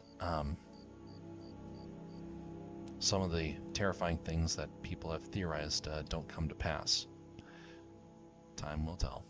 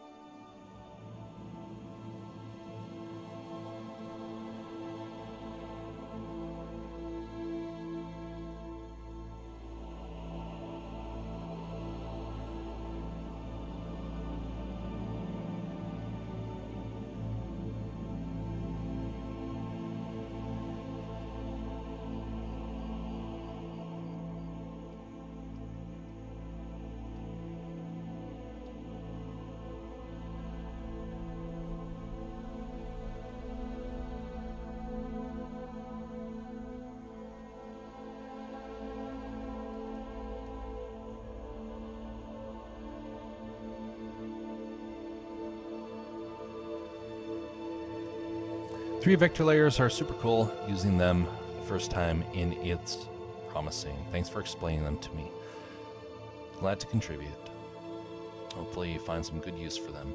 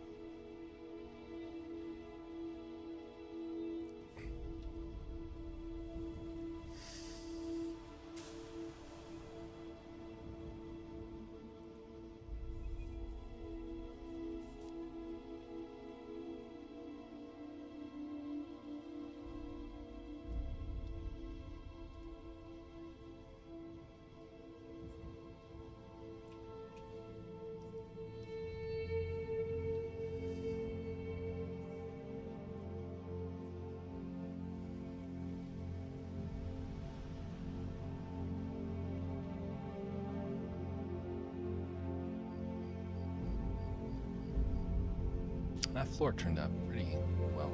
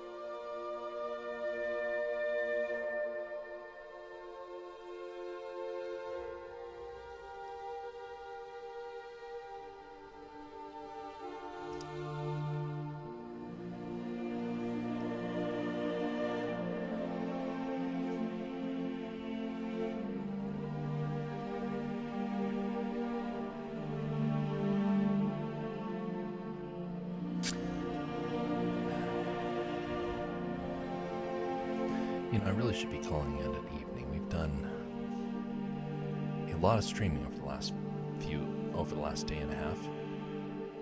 Well, not even a day and a half, day and a quarter. We're at 4 hours. I should wrap it up for the evening. We got a bit of distance here. We got the background colored in. Got the floor done. A couple of the parts got some effects applied. Not as much as I would have liked, but this was a shorter, abbreviated version of what happened earlier today.